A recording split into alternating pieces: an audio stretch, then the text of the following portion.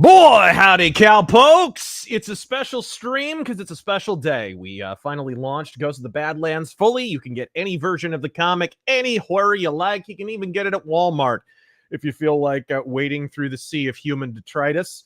I am your intrepid host, Cowpoke Fist, and I'm joined by a number of people. We might have a few different guests here today, but we've got two for sure right now. And one of them, of course, is my partner in the saddle. It's the great George Alexopoulos. Sir, how are you, G to the prime?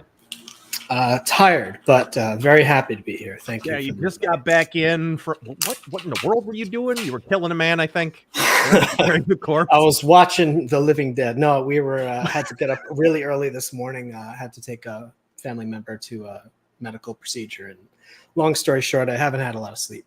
But I just got back. Yeah, it's great to finally have the book out. Of course, we'll play the trailer a little bit later. That just dropped today, the launch trailer. And but we're also joined by a legend in the comics business, a man who wrote, I mean, without question, my favorite Punisher comics and a bunch of other of my favorite comics, Mike Barron. He has a fantastic Western of his own out called Dawn Stars that you should absolutely read. It's right here. I love it. It's fantastic. If you've already gotten Ghost of the Badlands and what you're jonesing for another Western, can't recommend that enough. How you doing, sir? Doing good. Yeah. So, gosh, where do we start? The Old West. You and I, George, got bit by the Western bug at the same time, and your book, Mike, came like it was just revving up around that same time. What was in the air? Why was everyone suddenly wanting to make Westerns? Well, we're all Americans here. What could be more American than a Western? Right, exactly. Especially the Divine Retribution Western. Yours has an element of the, I guess both of our Westerns have an element of the, but yours has full-on like werewolves and supernatural stuff in it. So, yeah, and I gotta say that the werewolf is not the main supernatural feature.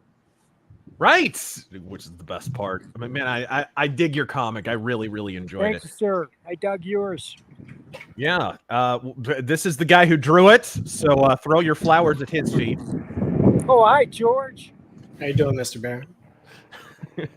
Yeah, I don't know. So what bit you? Why were you suddenly inspired to do a Western? I know why I was. We'll talk about it. Well, I wanted to work with Pat Broderick for years. Who did a great job, by the way. And I said, Pat, what do you want to draw? He said, I want to draw a supernatural Western. Nice. That's it. So I have to ask him what was in the air, for crying out loud. George, what was in the air for you?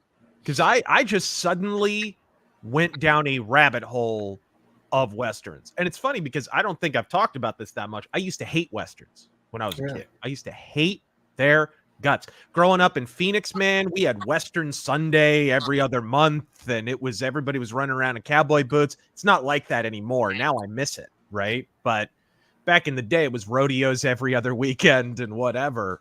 What bit you, George? What exactly got you jonesing to do a Western? Well, being a Yankee, I suppose. I don't know what the right terminology is from New Jersey. My only exposure to it was what my grandfather would watch. He was from the old country, Greece, you know. Nice. They like Westerns over there. Well, in Europe, I suppose, right? He was a crazy John Wayne fan. He had like this huge VHS box set collection that he would watch. And my grandma would yell at him, don't let George watch it. I was just a little kid back then. But, it was John Wayne punching guys all the time, shooting guys all the time. I don't even remember what was in the box set. Right. And, we'd watch Good, Bad, and the Ugly and stuff growing up. But years later, I've always been interested in like the spaghetti Westerns. And then the recent thing, the catalyst that started this project, I guess, was I watched your video, Why Westerns Matter. And at that time, I was thinking about what's the next project I'm going to do. So we got in touch, you and I, and you had a script and I had a empty to-do list. And we, I figured, let's try to do something together. So the stars aligned. Right. Yeah. I got hit with it out of nowhere. You know what one of the impetuses was? It was a show that I watched when it originally aired, and I got it on Blu-ray, and it just threw me for a loop because I enjoyed it so much. I enjoyed it so much more without the commercials. It was a show that was on AMC for a while called Hell on Wheels. Yeah, I watched that show too. It was very underrated. It wasn't Deadwood good, but it was not far off. It was very, very good. It had its moments. It did, and I never felt like it got a fair shake at AMC. They promoted it, don't get me wrong, but they didn't promote it like Breaking Bad. They didn't promote it like the other stuff on their channel. And I feel like those other shows on AMC kind of stole their thunder. So after watching that from beginning to end, it was like, I don't know, I just went down a rabbit hole. I started watching all the spaghetti westerns I could. I always loved Deadwood. It's been my favorite show since forever. Me too. Yeah, it's a fantastic show. Nothing to do with Ghost of the Badlands. I wouldn't say it influenced it at all, but it was really more influenced by the Sartana series. Like when I was watching Sartana, he's like this. They were inspired by Mandrake the Magician and old pulp characters like that, like vigilantes that could do magic and whatever. And so the Sartana series is totally different from a lot of spaghetti westerns, and that he's kind of like an Old West superhero mixed with an Old West James Bond or something. And so I loved that. He kind of has the gentleman gunfighter, gentleman gambler look. And I loved that. It's also a little anime, that series. It's a little like, I don't know, you're watching it, it's like they're posing after every shot, and it's like almost a Super Sentai or something. I don't know, but it's freaking great. I love the different vibe of that. I've always loved spaghetti westerns. My favorite western movie is The Great Silence. Mike, what got you into westerns to begin with? I think we talked about this a little bit the last time you were on Iron Age Attacks, but like, what did you get into? Did you get into the spaghetti westerns and stuff back in the day? Who, me? Yeah. Well, I grew up watching Gunsmoke, Have Gun Will Travel, Maverick. In fact, I can still whistle the theme songs to all those shows. Oh, yeah. And I love westerns because it's a uniquely American form. And I put out a list of my 10 best. I don't want to go into those now, but I want to ask, have you seen Valdez is Coming or Ulzana's Raid? The first one I think I have caught. I've never heard the second one. Ulzana's Raid is it also stars Burt Lancaster. It's a masterpiece, and it's an important counterweight to these movies that say the Indian was a noble savage who was simply victimized by Western expansion, and there's an element of truth in that, but they weren't all noble savages. Yes.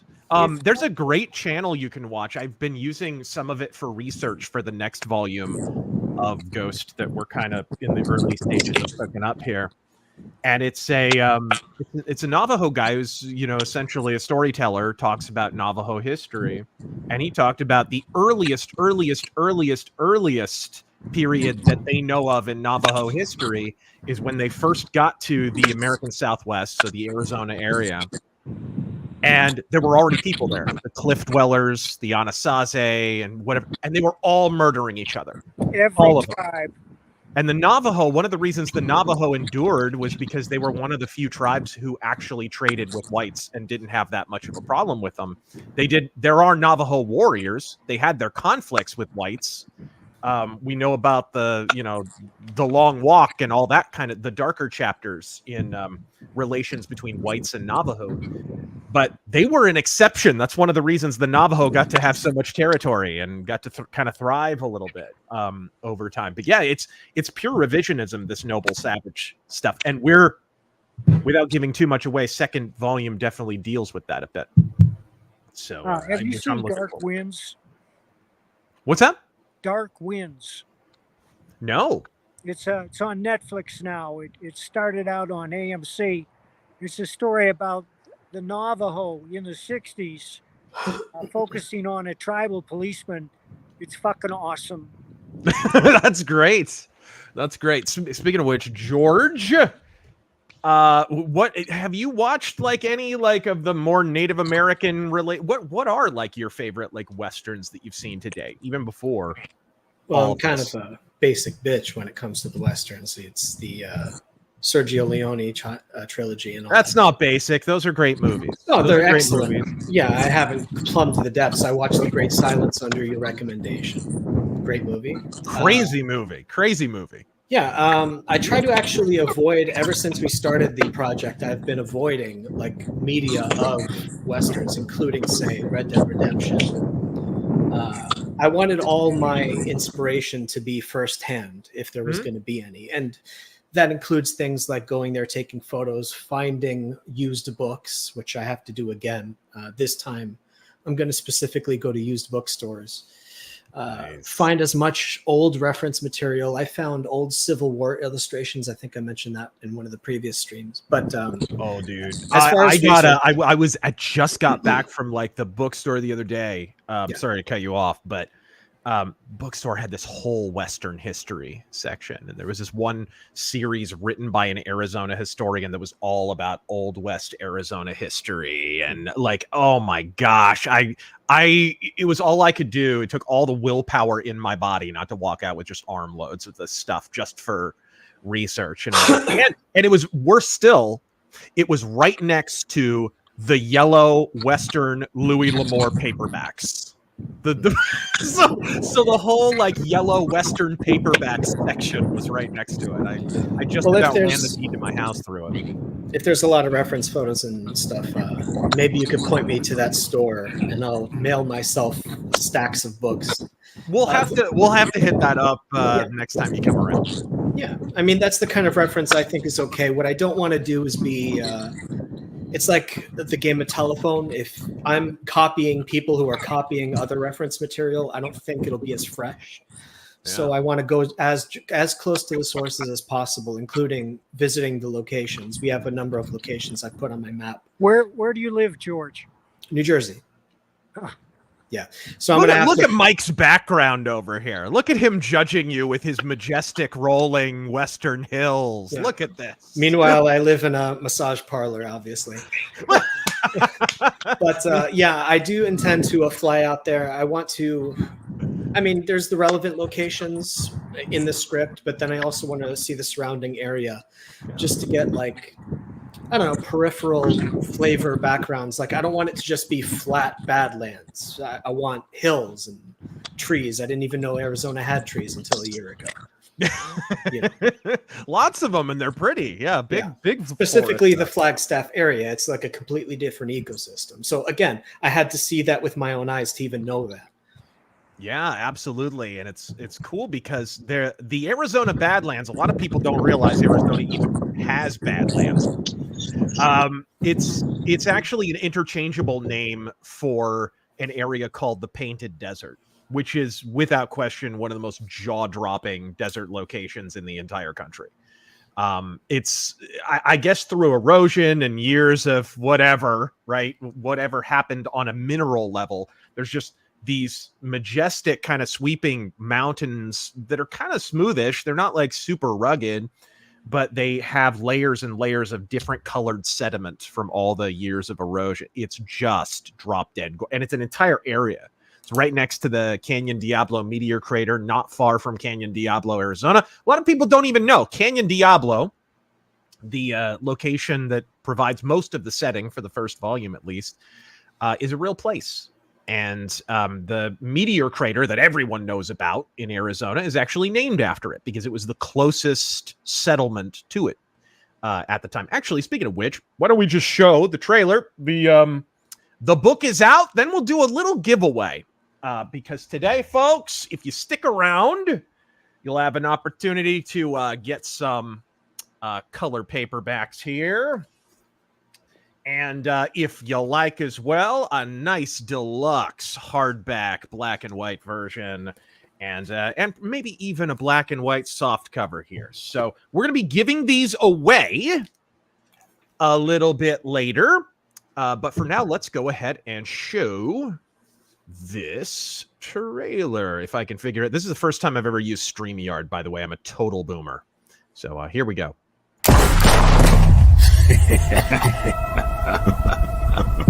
I remember the first time I saw the ghost. For by fire and the sword shall the Lord plead with all flesh. I was dying. And the slain of the Lord shall be many.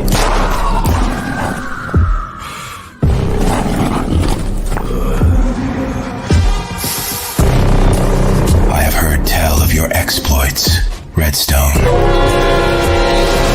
If you would be guided otherwise, I offer adventure, and most importantly, purpose.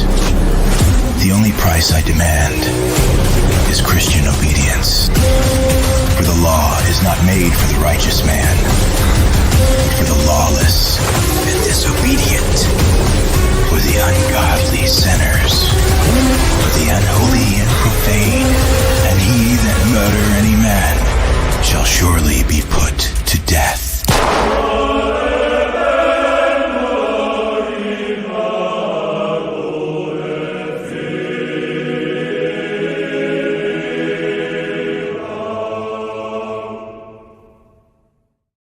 Okay, so she's available on Amazon. All the links and everything are, of course, in the description of all of our streams.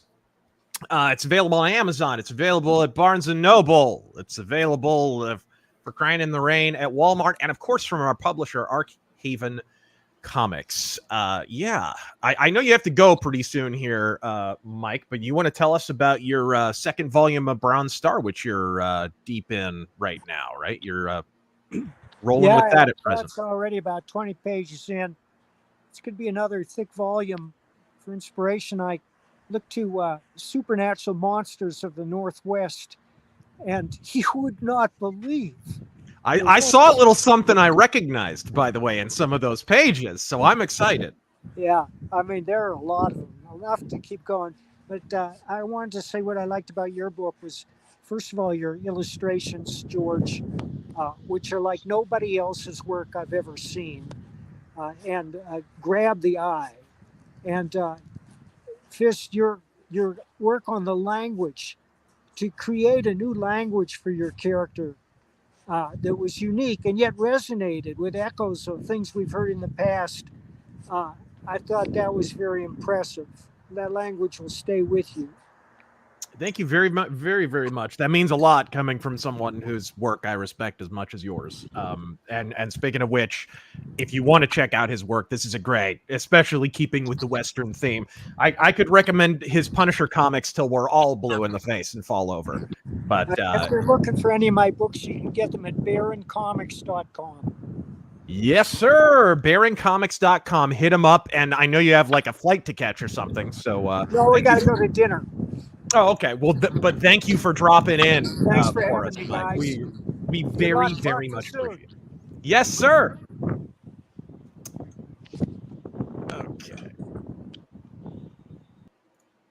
Okay, and Terengel, if you could put your headphones on. Sorry, he's in the other room. Terengel will be joining us in a second here. He's mainly just going to be helping us out with the giveaways and stuff like that. So hold on a sec. Actually, I don't need him on the screen. Okay.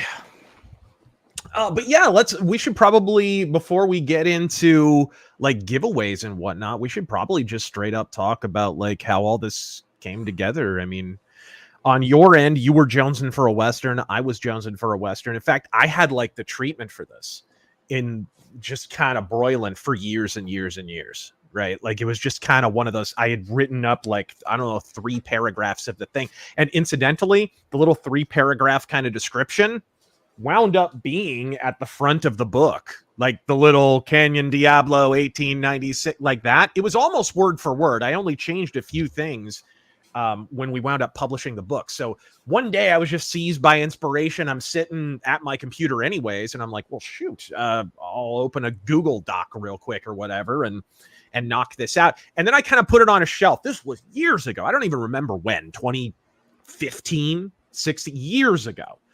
And because I was working on A Long Moonlight, you get inspired once you're getting in the home stretch of something and you realize you're actually going to finish it. You get that kind of headwind. And once I realized I could finish something, I was like, well, shoot, I can now do any genre I want, arrogantly. So I just wrote that little treatment and whatever. What have you had similar experiences? Because you've made so much stuff. You do like Gooseberry Pie and even children's books and, of course, your own cartoons. The first time you finished something, published it, and got it out there, like how intoxicating was that? Because I know how it was for me. Fatigue is really the word that I would use for myself. I mean, really? I mean, not to sound melodramatic, but you hear stories of women who say like they've given birth and then during they say, I'm never doing this again. But then time goes by and then they forget how bad it was during. Right. And they say, okay, I'll do it again. So for me, every time I finish a book, there's a period of like 2 months where I'm just useless.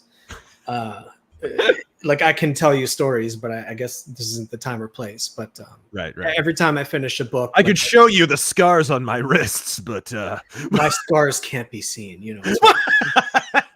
No, but what it is every time I finish a book, I mean, I had a series called Mary Sue, Bad Dreams, Gooseberry Pie you mentioned. I still want to do so much more, but it's like we only have so much life, so many years of life. So a production like this, I treat like just a normal project.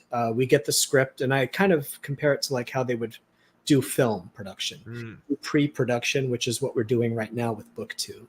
I have the script, analyzing it, reading it, rereading it a million times, letting your narration, I guess, there's dialogue and there's narration. The narration has to give me images, pop out off the page.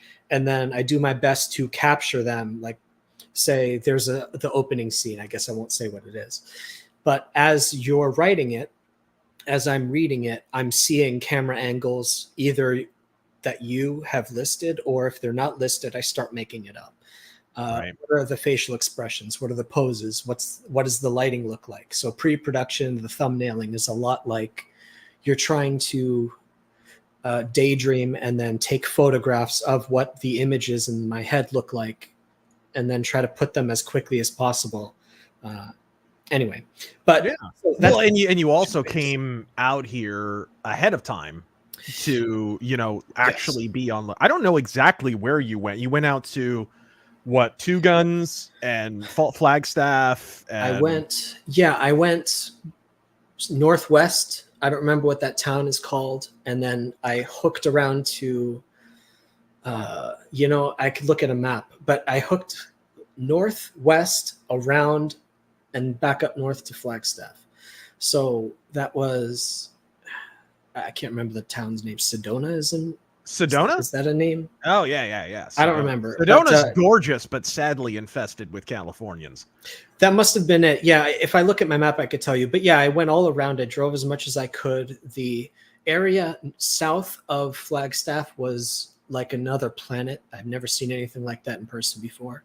Yeah. And then I went up to the Grand Canyon. I don't think that's useful for the book, but that's as far north as I went. I went as far east as the crater.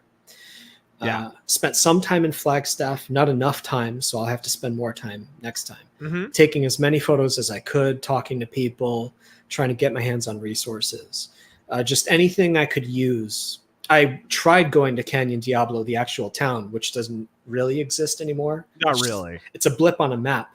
I tried taking, I don't know if anyone's interested in this. I went off the highway, went off road. Because you have to. You actually do have to go off the highway to get to Canyon Diablo. There is no road. That road sucks. It's like, it's not a road. It's just a bunch of like rocks sticking out and some dust. Yep. And I didn't want to damage my rental car, so I went halfway and I had to turn around. It will damage your car if you're not, if your like suspension is bad or you're too low to the ground. Yeah, thank God I had an SUV for that, but even then, it wasn't enough. So I turned around, but basically I got the flavor. Nobody said it wasn't authentic, so I guess the illusion is successful. Flagstaff in the next book is going to be a challenge, but we talked about reference material. I need to get my hands on as many used books with photographs of those towns at the time as possible. Illustrations are good, but photographs are better, obviously. Right. Yeah. Yeah. Let me That'll be see. next time. Yeah. Let me see if I can show off a little of your work. Here we go. Window. There we go. We can actually show this off. There we go. Excellent. And I think the authenticity is certainly there. That's what the area looks like, right? Yeah. The main thing is like it's not smooth. The thing you have to understand about Arizona is there's like shrubbery in our desert. It's not like we do have areas that are like, Lawrence of Arabia, like Yuma, outside Yuma. Yuma is where they filmed Return of the Jedi. So to give you an idea, it looks like Tatooine, but here in the Canyon Diablo area, it's more rugged. It's more, there's a little bit more variety to it there. Well, the spaghetti westerns were filmed in Europe, right? Spain. Yeah. Spain, yes, absolutely. They didn't even. Very, very few were filmed in the States. Most of them were like Sergio Leone type stuff. Yeah. So I think it's more important to capture the spirit of these locations. Yeah, like the flavor. Right there, I guess we're seeing the concept colors as well. Yeah, we that is, and another interesting thing about your process is you did kind of flats and then you sort of finished colors later on. Well, so this would have been the flats, which I kind of like how muted they are. They were really, really cool. But yeah, but the finished version it has that extra bit of shade, that extra bit of highlight and stuff. Yeah, it's hard to know when the right colors have been chosen. Anyone who's curious about the process of like coloring, you do flats first. You do that so that you can create selections of like all right, panel 1 over there. I'm going to have righty flatted against his teal background. It's not going to be teal in the final production. Right. But I need it to be a different color so that I can select it. And then I'll make another layer on top of that and then really start painting formally. Yeah. So the first pass, the flats pass, you just want to select colors that don't accidentally, when you hit the magic wand tool, they don't actually like select a person versus the background, the horse versus the character next to it. Right. And then I know how much you are griping about learning how to draw horses, because that's the biggest pain in the ass. I know from experience. Yeah, it has been difficult. I have several horse places around here, equestrian centers they're called. So I do plan to actually learn to ride this time around. Right. And actually plan to hang out there. I know like in the old days, I heard Mobius came out to some ranch to learn how to draw Westerns. Like he learned how to be a cowboy back in the day. Right. So I admire that. It was actually Jean-Claude Mézières did. Mobius, though, moved to Mexico for inspiration. Because Mexican deserts and Arizona deserts very, very similar. Mexico's just a little paler, more like salty. It's hard to explain, but it's a little more grit to it. If you've been around northern Mexico. Speaking of great artists, we're joined by a guy who did a fantastic pinup for Ghost of the Badlands that you can get in the deluxe version. Hello, gentlemen. Sir. My Congratulations. It's great to see you. So for George, my name is, because if I tell people this, I got to give you my name, because if I didn't have it, I wouldn't know how to pronounce it. It's Sean. So nobody panics. It's Sean with a TH. My mom had a lisp, and they wrote it down. That's what happened. That's okay. My mom made the embarrassment. Right. That's okay. My mom was in her hippie phase when I was about to be born, and she almost named me. This is so ridiculous. Pau. A freaking like Hawaiian word or something. Like what in the world? But this is thank God cooler heads prevailed. She settled on Razor Fist, and that's exactly that's a proper Christian name is all I'm saying. But oh my gosh, we got to show off your pinup, because this is actually in the final version here. Let's see if I can share screen, and we'll go with a window. There we are. It's this guy right here. Went through some iteration. I actually have the like preliminary version, which is also really cool looking. That was more like blue. It was more like blue. I liked both versions, but this final version turned out just brilliant. Well, I didn't actually have to do any of the backbreaking research work, that George did. I just looked at George's work, and that was that was my secret. I was I was cheating off of his work as I worked, but I had I have a gentleman that I use every now and again who's a professional hand model, and I George Costanza. George Costanza. And I said, can you hold this? Can you hold it? Yeah, it was the funniest thing. I messaged you and I go, do you have a replica or a real one? And as soon as I sent it, I went, I know what the answer is going to be. Of course I have one. Of course. Actually, I have it. I have it right here. There we go. So yeah, it was great. So wondering, this is a real gun. It's the Bergman 1896 model number 3.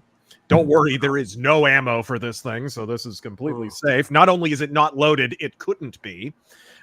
It's pretty impossible to find ammo for this, but it's one of the earliest successful semi-automatic pistols. It may actually be, in technical terms, the first, because the Borchardt wasn't quite as widely available as this one, but it was one of the very, very early automatics. And today, probably in pop culture, people would know it as the basis that the Mandalorian's pistol was made from. There you go. So the Mandalorian kind of has a similar look to his gun because they based it on this.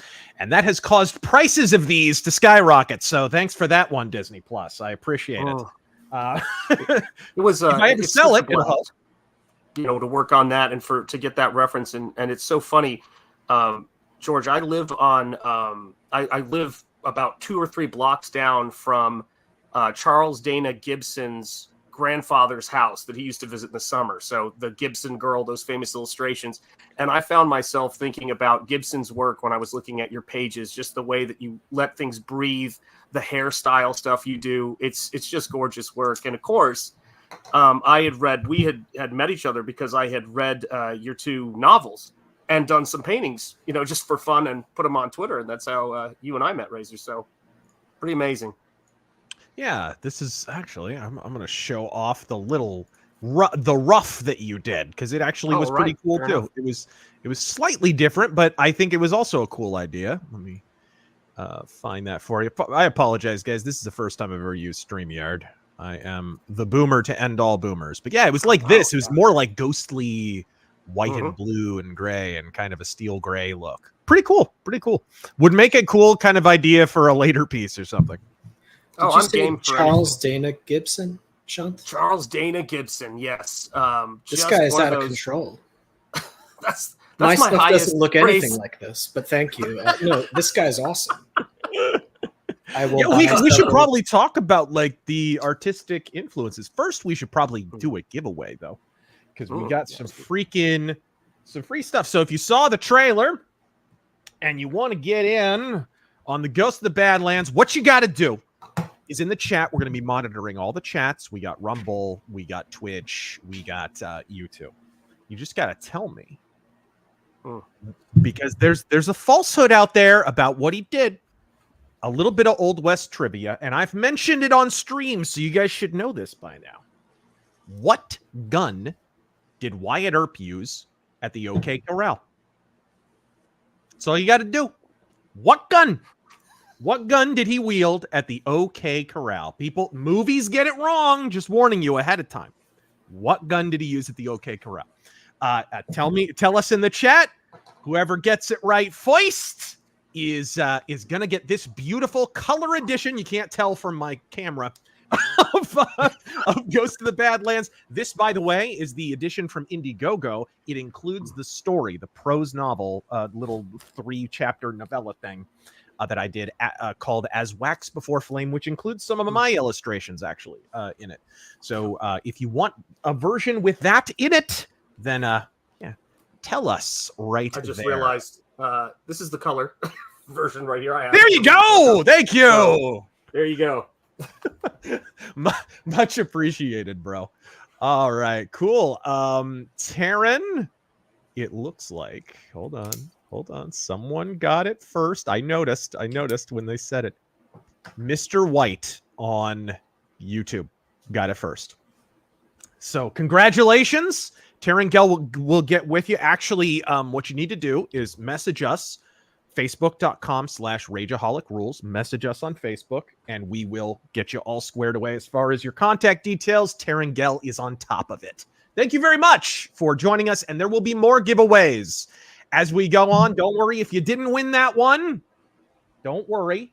There's more chances. We have plenty of books to give away here. But before we do, geez, George, we were just on a track of talking about like artistic inspirations for the book. What exactly like were you pulling from? Because I know like the conversations we had, obviously, I'm a big fan. I'm a big fan of the Blueberry series and Bande dessinée and that kind of stuff. Mobius, the illustrations in these are just unbelievable. Just a complete genius. And nobody quite, it kind of spawned a whole genre of French Westerns in the sort of comic space in France and Belgium, even Germany and Italy, massively influential. So that was a huge inspiration for me. The Durango series. See here, the Durango series by Yves Folfs. That's a Belgian one. That one I would say is even more cinematic than the Mobius ones. Like this, you can see right here, like just pure beauty. And he's actually, Yves Folfs is not only a brilliant comic book artist, but a rock musician, a guitarist, and it's crazy. But he's done lots of different series, but Durango is far and away his most popular, and it's very inspired by spaghetti westerns. So, like, I know where I drew from. Also, a little bit of manga. We connected on this a bit, but, like, where were you pulling from artistically? Well, my favorite artist is Takahiko Inoue, who does Vagabond. If anyone's ever Which curious, is over there somewhere. I grabbed my volume, but yeah, it's behind me over there. But if anyone's curious to read like a 30-something, 38-volume manga, it's about a samurai. It's amazing. It's universally appealing. It's one of the best manga ever made.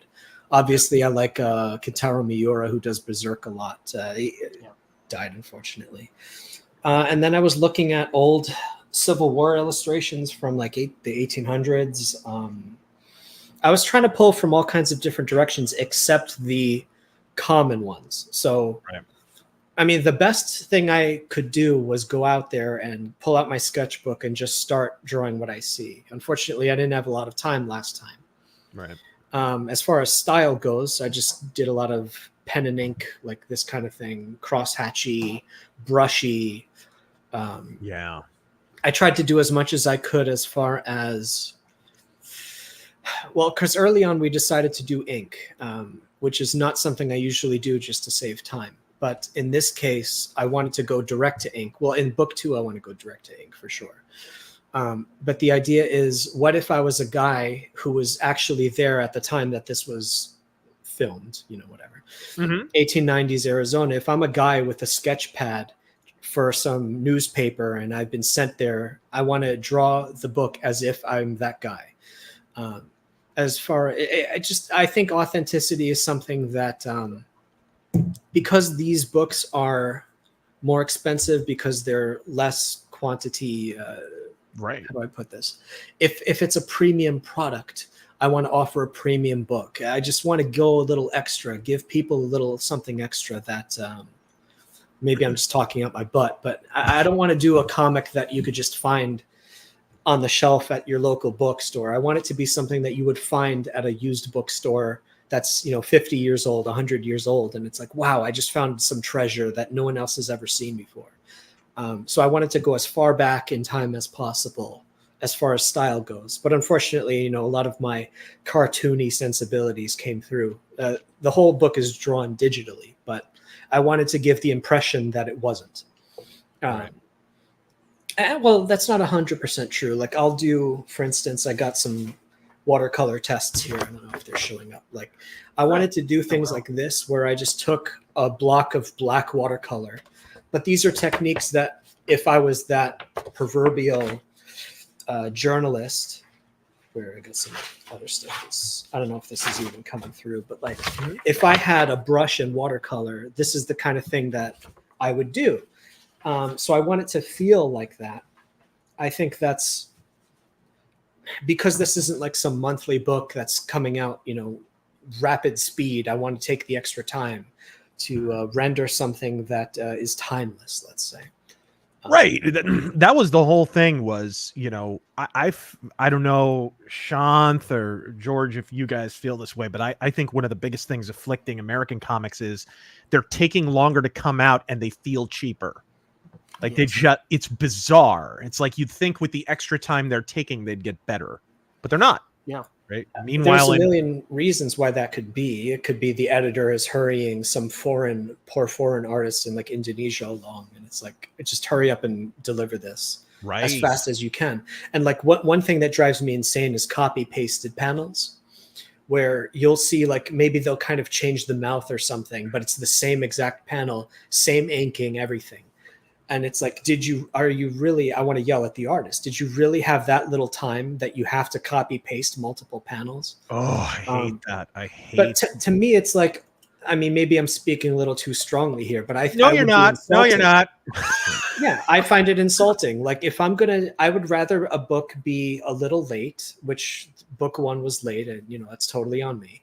But I would rather be late and then people say, wow, this is really special, as opposed to it being on time and then them saying like, oh, it's rushed, or I didn't get my money's worth, or something like that. So I'd rather have people be mad at me in the short term and then be satisfied long term. But that's my personal preference. That's the classic. That's how they handle it in Japan, right? It's like an annual volume, maybe 2 times a year. It depends on the manga, right? Or sometimes it takes more than 1 year, right? It comes out when it's ready. Same thing with France, right? It's treated like a movie event. It comes out once a year or whenever it's done, depending on the series. And then there's a big kind of press junket to hype it up. And they do the circuit over at, comic conventions and BD shops and do lots of signings. And it's a big event. And you see what the end result is. Like, yeah, there's a little bit more of a stigma around manga readership in Japan, but it's still way bigger and more socially accepted than here. And in France, it's just straight up socially accepted. Grandmas are picking up freaking BD volumes. Like, it's just, there's no stigma whatsoever. Alec, Jenry McLaughlin, thank you for the 50. That was crazy generous. Congrats on Ghost of the Badlands. Keep up the good fight. Become the culture, everyone.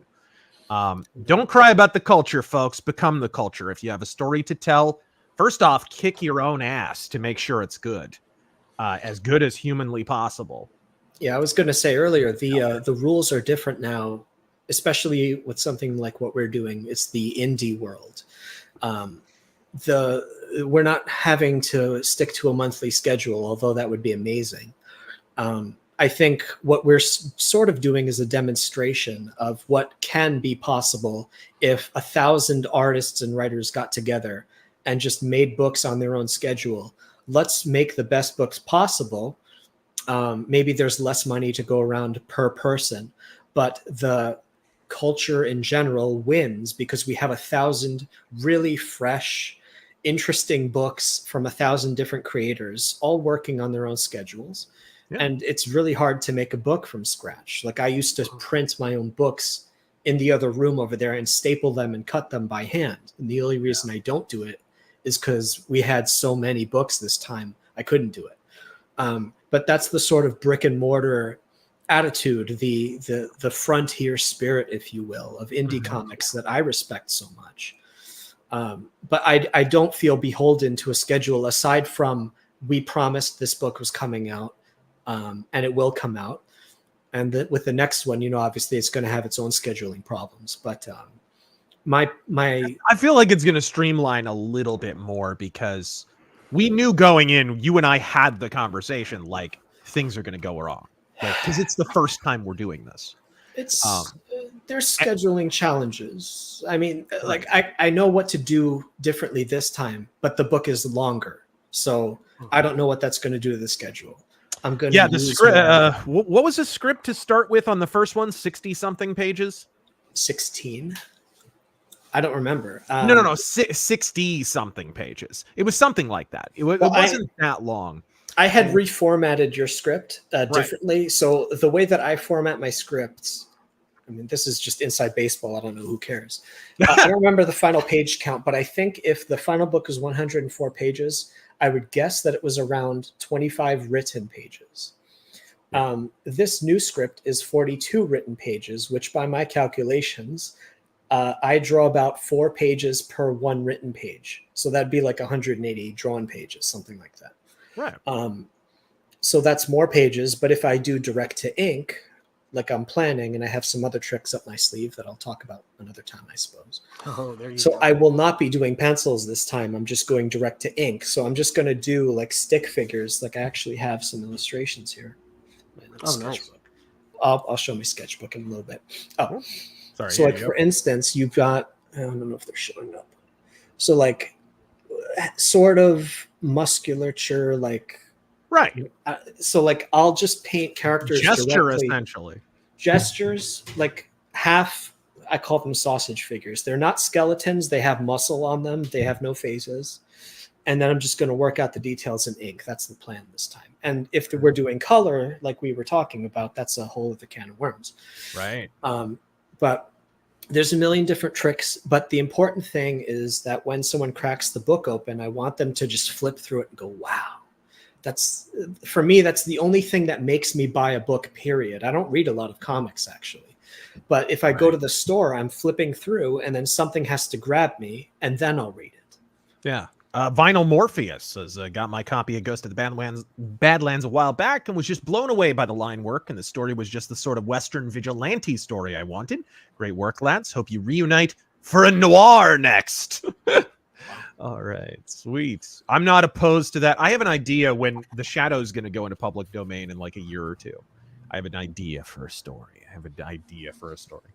So yeah, we got to resurrect Tom Lavelle and get him back. No, I mean, it's so funny because I was a huge fan.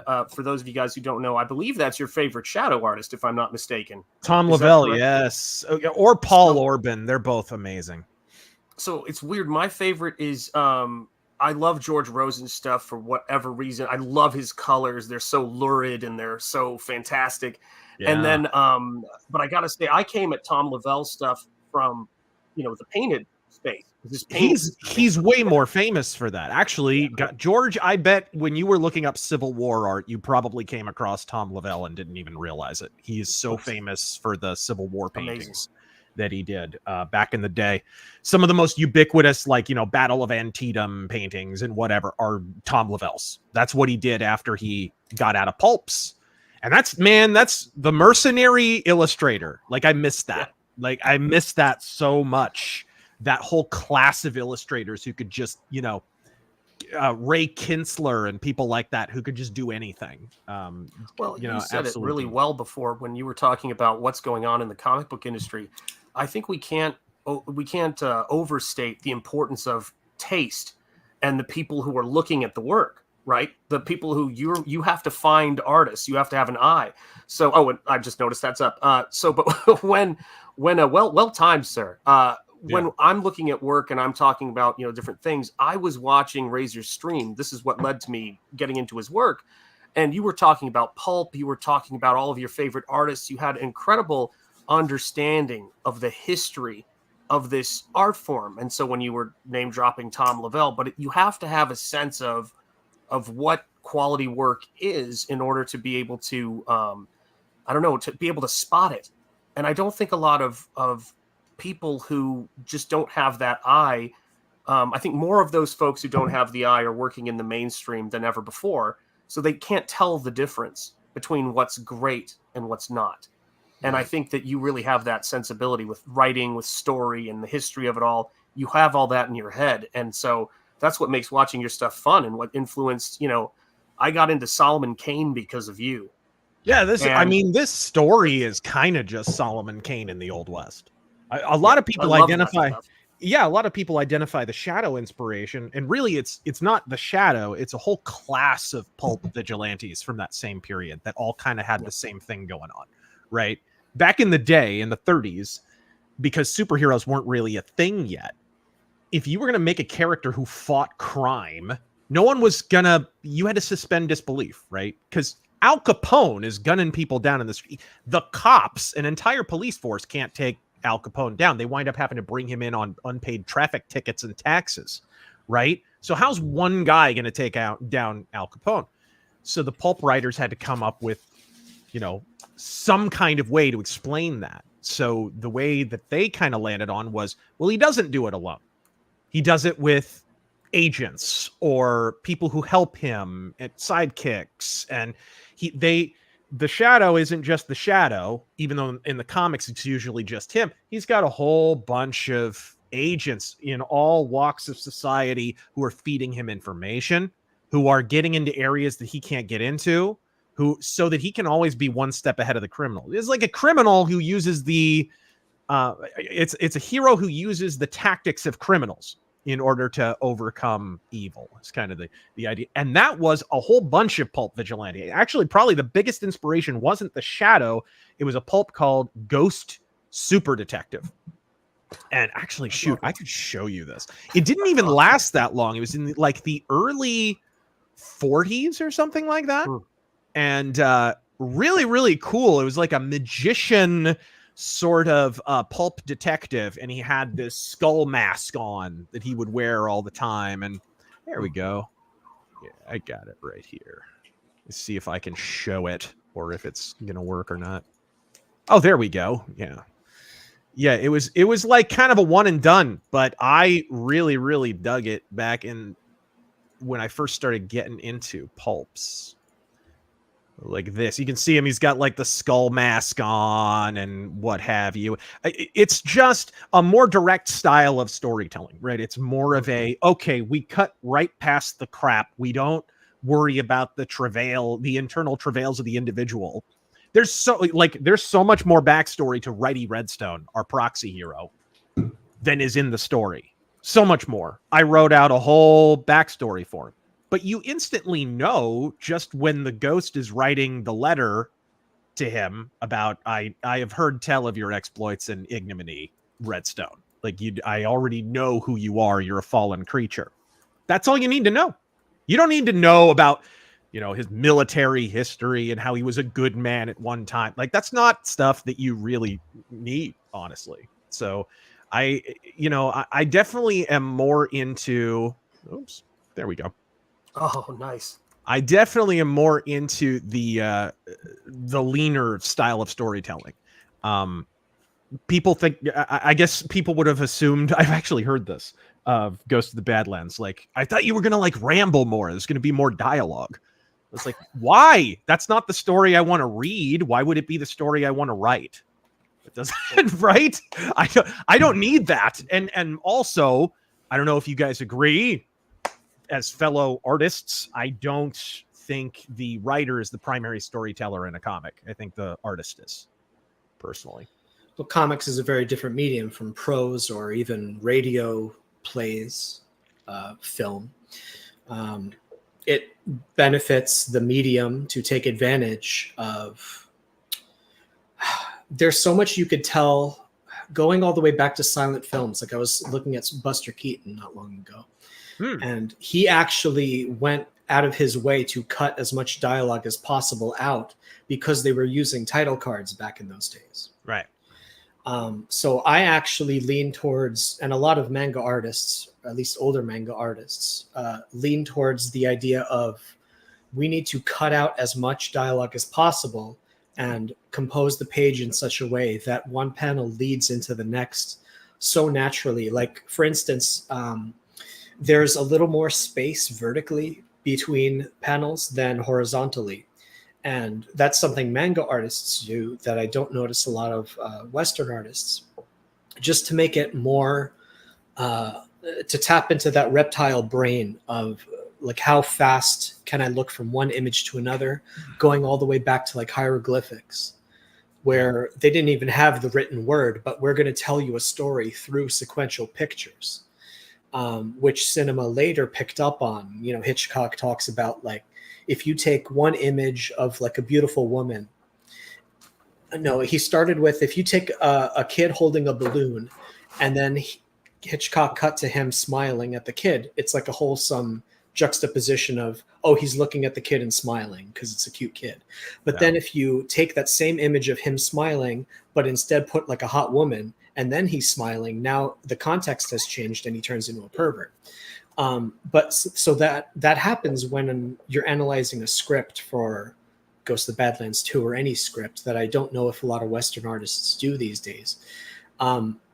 When they're handed a script from an editor or something, it's just like so full of instructions that you can't break down. There's no room to, you know how Christopher Walken, have you heard of this one? I don't know if this is true. He takes out how he killed a woman. Yeah, I've heard of that. No. He takes out all the punctuation when he is given a script. So one of the first things I do when I'm given a script from, yourself or any other writer, I take out all the instructions as far as like page numbers, panel numbers, and I just look at the raw text. Yeah. And then I say, okay, like, how do I pace this so like when you turn the page, a dude is dead, Right. I have to make it so that that's a surprise. You have to turn the page to get the surprise, as instead of, oh, I turn the page, I see the dead guy on the right side. So now I have to get through all this text to understand why he's dead. Dude, you see that in modern American comics so often. I don't know if they do it on purpose or they just don't put a lot of thought into it. It's because writers in comics, it used to be that the industry was kind of captured by artists. And that has its own problems. Like in the 90s, I think it was done to excess, where the artist was such a superstar, he was writing his own comics, and not all of them were very good writers. Yeah, right? the image guys. Yeah, exactly. And then in the early I've seen that. Razor, I've seen that video, so I'm just dying. Go ahead. in the early 2000s, though, I feel like you hit a sweet spot where it was given back to writers a bit, but not so much that the artist didn't have a voice. And I feel like that was right before we got to the kind of excessive place we are now, where everybody's inspired by Alan Moore. And if you've ever seen an Alan Moore script, my God. Oh, the panel number 1, 18 paragraphs, there's a small spider crawling across the table. By the way, it's a mahogany table. I think I saw one at IKEA. Here's a photo of it. Here's the catalog number. Like it's entirely too instructive and detailed. When you draw page 9, be wearing corduroys. It's, why? Yeah, but you were talking about this. I think when you have a creative vision and you have a sense of play, it's infectious. And that's what's missing in comics. I'm thinking some of just the stuff. I was doing a painting of one of your characters from The Long Moonlight. And I remember this. I was doing this painting and I said, what kind of, I said, you described the sword. I know he draws. What's the sword look like? And you sent me a sketch. I think you did the same thing with the painting I was doing for the sequel book. You would send me a sketch and I'd say, can you shoot photo reference for this? A strong vision and a sense of play where you're just like, dude, go for it. That gets such great stuff. The right people, the right attitude. Yeah, I totally forgot that you had done freaking pieces for The Long Moonlight and Death Mask. I wonder if I have them around here somewhere. It was a blast. But, yeah, I really, really dug your piece. Actually, I think it's on my other... Oh, no. I do have them. Aha. Jawohl. This was really cool. Was this for... no, this was for The Long Moonlight. This was not for Death Mask. So, for those who don't know, I also do a Pulp series. That's actually how George and I hooked up for the first time. He illustrated the second book, Death Mask, and did a great job.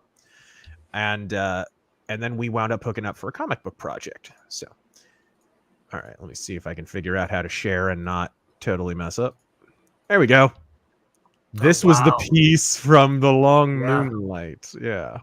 That was wild. Yeah, I remember when I was working on that piece. I have that one. Where is that? Do I have it here? I wonder if I do.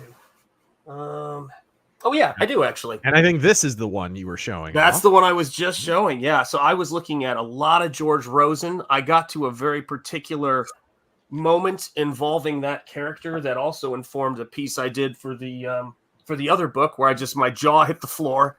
And I was like, I hate you, Razor Fist. I blame, it's the same thing. And Mike Barron knows what he did. Mike and I know each other, and let me tell you, the great Mike Barron, but what you did to Conchita was wrong in Punisher. I got to that page turn. She was going to the fridge for some milk. How dare you, sir? And it was, but that's the stuff that if you read something for me, if I read something or someone talks to me about an idea and I don't want to start painting or drawing, I've got a problem. All right. Let's see here. Dwarfman01. I don't read mini comics as well, just like George. The artwork needs to pop for me, and Ghost of the Badlands did just that. Amazing artwork and compelling story. Thank you so much. Thank you. I'm glad you enjoyed it. Of course, it is available in the description of this stream. You can pick it up. It's on Amazon. It's at Barnes & Noble. It's at Arkhaven. It's even at Walmart, unlike ammunition. All right. Let's go. Metanaut says, I love the area around the Mogollon Rim. I don't think you got there, George, but I think that might provide a setting later on. I've hiked the Mogollon Rim several times. I did bookmark it. I used that as the forest scene, I think. The campfire scene. Nice. Yeah. That's north of Montezuma, right? Mogollon Rim is a little south, I think, actually. It's near Payson. All right. Which I try not to mention Payson because I don't want Californians to find out about it. It's beautiful. It's like Flagstaff without the hipsters. How do you spell? Well, I'll ask. Well, I have to visit these places. It's a ZXYQ #. Okay. Let's see here. Razor's mom almost naming him Pau is funny. Pau can mean done or end. A Pau rider are female equestrian riders with ties to Hawaiian cowboys are Paniolo. Wow, we got a Hawaiian in the house, I guess. Heck yeah. Mage Leader, congratulations to my fellow Western author. Razor, the story's great. I love the clear shadow inspirations. George, I absolutely love the way you handle color in this comic. The poster hangs above my workspace. Godspeed. Yeah, you killed it on the poster. That was a exclusive for the Indiegogo. It's right behind me back there. Yeah, I wanted to wait until the end to do that one. That was a little stressful because it was like there's so many different things we could have done for the poster, and then like Shant and the others did such a good job on their illustrations. I didn't want to copy them by just having another pose with a gun. I wanted to do something different. So yeah, I ended up doing what I did. I think there's a two-part question I had when I started thinking about the painting, which was, one, what's the appeal of horses? And two, why do you hate fellow illustrators? Those were my first two thoughts I had, somewhat linked. Because I was looking at, I did a lot of research on people who do masterful paintings of horses. And I came up with a British artist named Lucy Kemp Welsh, who did some support the war effort posters, all this incredible stuff, paints some of the most fantastic, horse paintings you've ever seen. But then I was also looking at, many of the paintings you referenced, and when you were talking about the basis for it. But it's just, it's a really amazing thing to get pushed into painting stuff that you don't typically do. It gets something out of you that feeds the work. And George, you hit it out of the park. You said before, when people open the book, as a fellow artist, let me say, you said when people open the book, you want them to say, wow. Well, I did. So there you go. Well, I'm embarrassed, but thank you. It'll embarrass you. Horses and animals are something that you have to be around all the time, I imagine. To understand how they even work mechanically. Yeah, their skeletons are so different. They're technically standing, biologically, they are technically physically standing on their toes in a weird way. Their heels is way back on their hind leg, right? Right. Here's a good example. This is from Durango. Yves Fulfs, who does amazing horses in his comics. But it's tough. It's really, really tough to get horses down. Well, it's very telling that I haven't been around a lot of horses, I guess, in book one, but I plan to remedy that. The idea is that if I'm going to draw the desert, I have to just spend a few days sitting and doing nothing but staring at it. Right. Same with horses, same with animals.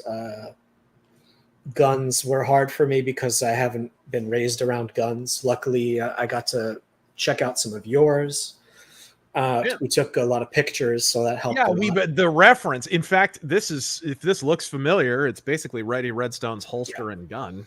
There's, I think, the scene where he was waking up in the bed, if anyone's got their book next to them, where I had to draw pretty much exactly what you just held up, Razor. Yeah. But the idea, thankfully, I was able to physically go and hold that gun. I have a million pictures of it and the holster and everything. That's the exact gun in that scene. And that's not even technically a Schofield, which is what he's supposed to have. That's a Smith #3 Russian, but we cheated a little bit. Yeah. Basically. You were saying that the very bottom of the handle didn't have the curve that you have because it's a replica or something? Yeah. The replica has a curve. The normal Schofield has a flat bottom, like a Colt or something like that, right? So no, I think to the casual reader, they wouldn't notice that sort of thing. But I know gun Exactly. enjoyers like read these books, so I want to make sure that they're as satisfied as possible because they're going to call us out on every little detail. Right, exactly. But I think you nailed it. Like, and the attention to detail in what you do draw is kind of what's gonna forestall that. We also, this was another one, Captain Ball revolver, Navy Colt. This is featured a bit in the story. Actually, there's a few characters that have something approximating this. Will Blackfeather, the antagonist, has something similar. He has a Colt Patterson, which is and that was another thing. That was we made firearm choices based on story. So it wasn't like, ooh, this is a cool gun we can use. It was like, what gun would this character have? Righty Redstone having a top break revolver, the Schofield, makes sense. His past, which we don't talk about, really, not really. He has a military history, incidentally, as cavalry. It's a cavalry pistol. And it can be unloaded and reloaded one-handed, right? That's why it had to be chosen. That's why it had to be that gun. It's the only one that makes sense for him. Yeah, so, there's details like that where I've known multiple amputees actually, and just watching them do basic tasks that we take for granted. It's like even Righty, when he wakes up in the bed, opens the letter with his left hand. And then he has to, I gave him a few extra panels where he has to figure out, oh, I don't have a second arm anymore. Right. He opens it with his mouth. There's all kinds of little details like that. You were saying, like, how would he reload a gun? I don't think in book one there's something like that, but like there are things like that, let's say you and I as the actors would have to ask the director, how would I do this? What's my backstory? Even if it doesn't show up in the movie, we, the actors, need to know that there is extra detail behind that. Body language, these are all like little subtle things that add richness. Whereas I think, not to keep pooping on Marvel, but like a cheap artist. No, keep it up. Don't worry about it. Intensify it, in fact. I just imagine that if there was like a guy, some poor bastard who was rushing along to meet a Marvel deadline, he wouldn't have time to think about like, oh, I have one arm. He just gets up out of bed, opens the letter. He doesn't think about, first of all, you've been lying in bed for weeks, months, who knows? You can't even sit up normally. Right. You're going to be sick to your stomach. He's still injured. He's not anywhere remotely used to having one arm. There's phantom pains that people don't really talk about. Like right. I've known people who have had phantom pains for years after they've been amputated, and it just persists forever. So these are little details that luckily, it's not the right word. I've known people who have had that handicap where I could talk to them and say, so what was that like, and it never really shows up. There's no lines of dialogue about it, but as you're reading it, you can see them struggling. You could see Righty struggling with his new situation. Right. I just think that little extra bit of storytelling. It's I knew you were going to do that kind of stuff. And once I saw that you had done that kind of stuff in the thumbnails phase, I was like, oh, this is good then. I can just have him let this breathe and that scene and whatever. And, it's why I think it worked out so well. Yeah. We're lucky in the sense that we can fudge the page numbers. We're not beholden to a certain limit, aside from budget and stuff, which God help us on. Honestly, God help us, because I don't know how we're going to figure that out. We were about to mention that. So the first script was somewhere, if I remember correctly, in the neighborhood of 50 to 60 pages or something like that. This next script is already up into the 80s before he gets a hold of it. written. So he took the 50 pages, 60 pages, and turned it into 104. That's the final book. Yeah. So the next book's going to be a big boy. It's long. So I don't know. I'm not trying not to think about that. Like, I'm thumbnailing it now. And what I do is I read the script, and then as images pop into my head, I just draw them on like Post-it notes, basically. And what I'll do is I'll start arranging the Post-it notes on my floor, and then I will put them in page layouts. Like, a Post-it note is a square. But let's say there's a scene where there's me standing in the middle and 5 guys behind me, and we're all fanning out. Obviously, that's going to be landscape orientation instead of portrait. So, okay, I'm going to say that needs to be on the top of a page probably, or the bottom of a page, whatever. It can't be all squares, like, say, Watchmen, which was 9 panels to a page, and they're all portrait oriented. And each panel has to tell me what size it wants to be on the page, because a vertical page is obviously portrait. But then if you put 2 pages next to each other, which is how I compose a spread, I'm thinking about how does this flow from the top left to the bottom right of the next page. Right. So I'm putting those images next to each other. Like, let's say we need an establishing shot. That's probably going to take up a whole half of a page or something like that. And so I have to add even pacer panels that aren't in the script to fill in that blank space, because we can't just have 2 panels per page, 3 panels per page. Like, these are big pages, so we can take advantage. Very big, yeah. And wide.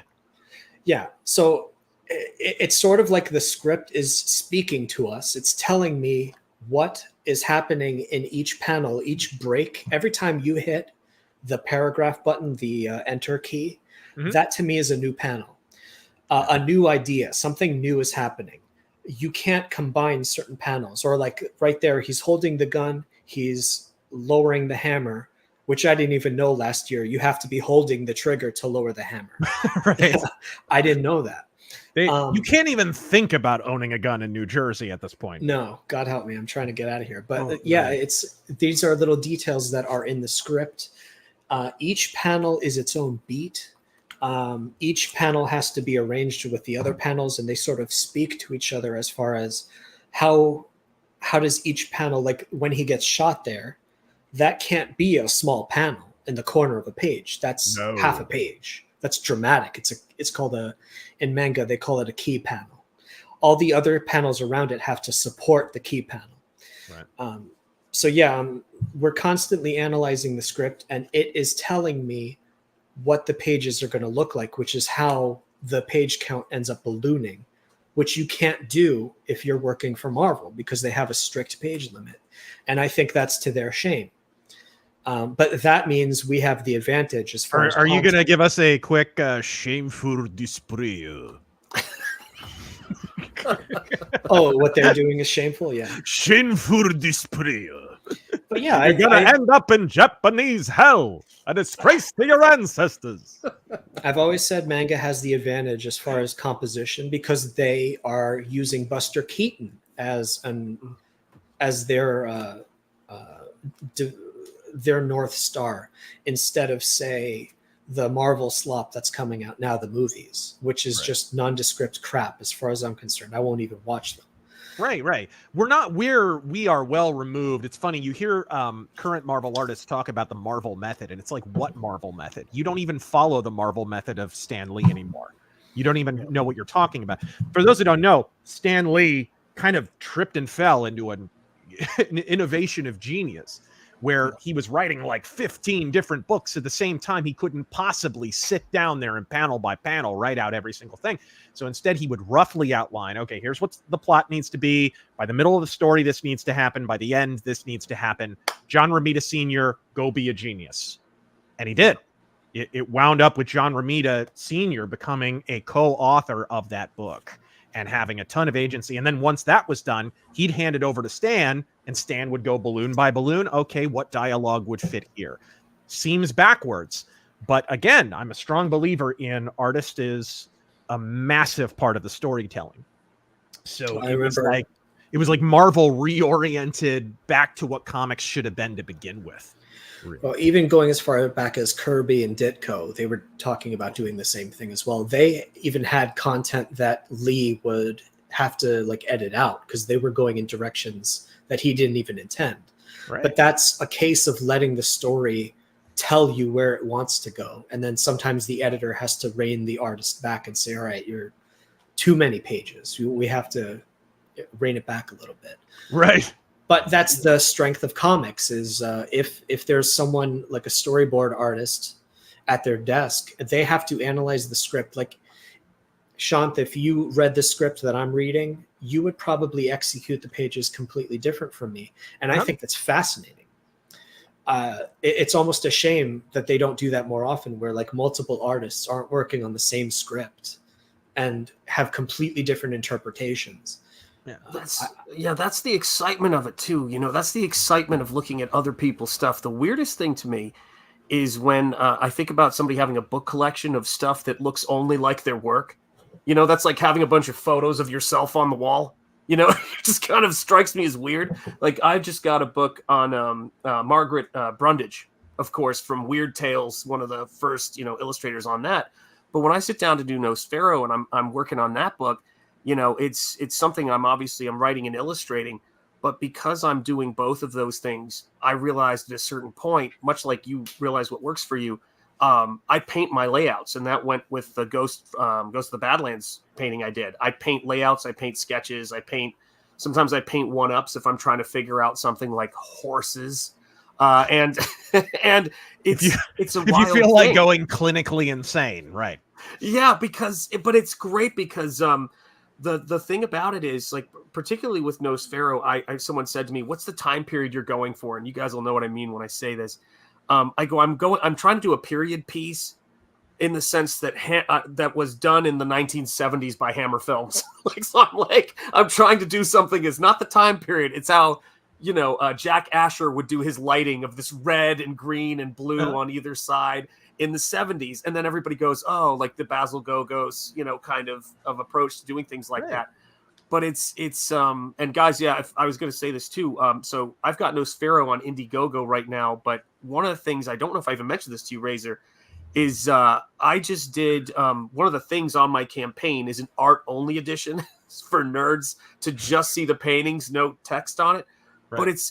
But everybody I've found, and I really appreciated this about Ghost of the Badlands, is that I love the behind the scenes stuff. I liked the prose story that was in the deluxe edition. I love seeing the layouts and the sketches that were done. And I think the way that it came together, what really was exciting about it, George, was your clouds. I really enjoyed the way that you handled the sky. This may be the first time anyone has said exciting and clouds in the same sentence. This is amazing. Well, there's a lot of things people take out there, I'm sure, that do make them exciting, but I don't partake, so I can't speak to that. No, I know what you mean, because when you're out there, all you see, half the panel composition is cloud and sky, and you have to make that interesting. Mm-hmm. The way that you can feel the distance of a landscape is how much does like the vanishing points also affect clouds. So you can feel how far that distance is by saying, I'm going to have a really huge cloud in the foreground and then smaller, smaller, smaller, but they're all the same size. So you get a feeling of the depth. Like when you're actually out in Arizona, and I was struck by this too, how big the sky felt. And part of that is clouds. I really like drawing clouds. So thanks for noticing that. Yeah, you showed this page, which is going to probably go promptly out of focus, but you showed this page, which really struck me, that image. But when I think about people who are great at it, I think of folks like N.C. Wyeth, what's his name? Kazuo Oga, who does the background paintings for a lot of Miyazaki's stuff, in particular Spirited Away, The Wind Rises. There's something about people who understand the negative, Kurosawa, of course, the negative space of letting the clouds tell a little bit of the story, like in Ron, in the climactic scene. Yeah. So I pay a lot of attention to that, and they become almost an elemental force in the Western. And that's right. I love. Oh gosh, somebody just mentioned it in the chat. Freaking, the poster is all cloud, and she loves it. That's right. Well, it was All right, look, when you're out there, if anyone hasn't been there yet, like you go out there and it seems all flat. You see some distant mountains. If you take a photo of it, depending on what lens you use, it's very boring, it seems. But when you're actually out there, you're amazed at how big it feels. And so the only way to really capture a sky like that, you have to put verticality, fluffiness, shadows in the clouds. You can't just have a straight line going across the middle of the composition. It's very boring. But a lot of people don't notice, like I don't notice patterns. I seem to have a problem with that. But when I am out there, when I'm physically out there at a location, instead of looking at photos, that's why I don't like using photo reference, especially that other people took. You really don't feel, you can't capture the feeling of a place unless you're actually there. Yeah. Right. Good example. This is the Arizona half of Monument Valley. Yeah, that reminds me of the last scene in the first book where there's going to be some more of this at the beginning of the second book, I think. There's going to be more of this kind of stuff in book number 2 thus far. So. But yeah, like we'll add things like storm clouds, even though it's rare over there. I want the drama. Like you could have told me any of the spaghetti westerns took place in the Southwest, I would have believed it. Right. Because they filmed it in Europe, it seems like an alien planet. It's interesting. So as long as it looks Southwestern, I'm okay with lying. Using, like, I'll add canyons, valleys, mountaintops, storm clouds. There's even snow in the second book. Yeah. So there's all kinds which is not uncommon for northern Arizona. It's one of the things nobody talks.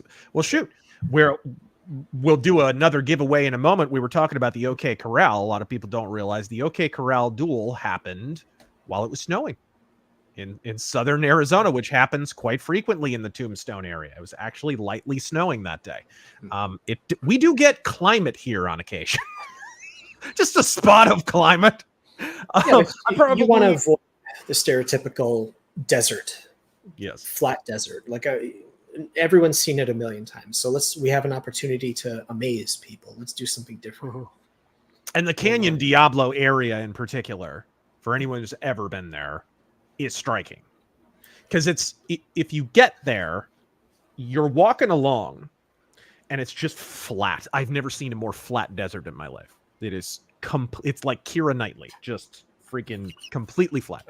And you're walking along and it just looks like desert in all directions. And then all of a sudden, giant hole in front of you. It's like it creeps up on you. And it's this massive canyon. And if you had kept walking 5 more feet, you would have broken your neck. Incredible. Like it just falls off. It's why they called it Canyon Diablo. It's like a portal into hell all of a sudden. And then they built this incredible bridge over it, which is a key plot point in Ghost of the Badlands. But speaking of Old West history, let's go ahead and give away another color soft cover, folks. For those who are following along, we're going to pay attention to our Twitch chat, our YouTube chat, and our Rumble chat. So if you know the answer here, let us know. Wild Bill Hickok and Davis Tutt had one of the only true high noon pistol duels in the history of the Old West. What town did that high noon pistol duel take place in? Let us know, and the first person to answer correctly wins the color volume of Ghost of the Badlands. All right, folks. But yeah, sorry, I kind of slowed your roll there. Did you get anywhere near Canyon? Like you went to the meteor crater, correct? So you were kind of close. Yeah, I started that day. I don't know how interesting these stories are, but like you get from the hotel, jump onto the highway, go east as far as possible to the crater. That took about the whole morning. I spent the morning at the crater. I did the tour, took a million pictures, whatever. And then on the way back, it was gorgeous out there and just haunting too. And of course it was hot as hell, but that's part of the getting the flavor. And it was not as hot as Phoenix, not even close. Because there's no concrete. That's why. And there's much more wind, I notice, out in the elevation I learned makes a huge difference too. But what a fascinating drive. But yeah, on the way back, I was sweating like crazy. I was exhausted already. It was halfway through the day. I'm driving on this dirt road to Canyon Diablo. I'm messing up my tires in the rental car, thinking like I have to pay for all this damage that I'm doing, I'm sure. But I took a million pictures of the surrounding area, and I said, all right, this will have to be good enough. And then I had to remake the map of Canyon Diablo based on a map you gave me, an old map. I actually made a 3D model of the town. Let me see if I have that. I think I have that map around, if I can show it off. There is a real map of the Canyon Diablo and Two Guns area. Yeah. I remember people joking about like, oh, there's no water tower. I had done that in like an early concept sketch or something. Yeah, there is no water tower. They had cisterns, yes. Which actually is some of the only surviving structures. And that was actually in the map too that you gave me. Yes, sir. Let me see if I can show off this map. Yeah, it's this bad boy. I liked this. This is kind of a last minute addition, but I think it added a lot, like in terms of the spatial relationships, because it's not far at all to Two Guns, which is a featured location. You can see the Apache Death Cave is right here. Two Guns is this is real. These are the real spatial. Those I managed to visit on foot. Yes. Yeah, and the Canyon Diablo Bridge is right over there again. Canyon Diablo sneaks up on you. You probably were not that far from the town, to tell you the truth. Like, if my personal experience is any indication, you probably were only just a short drive from it.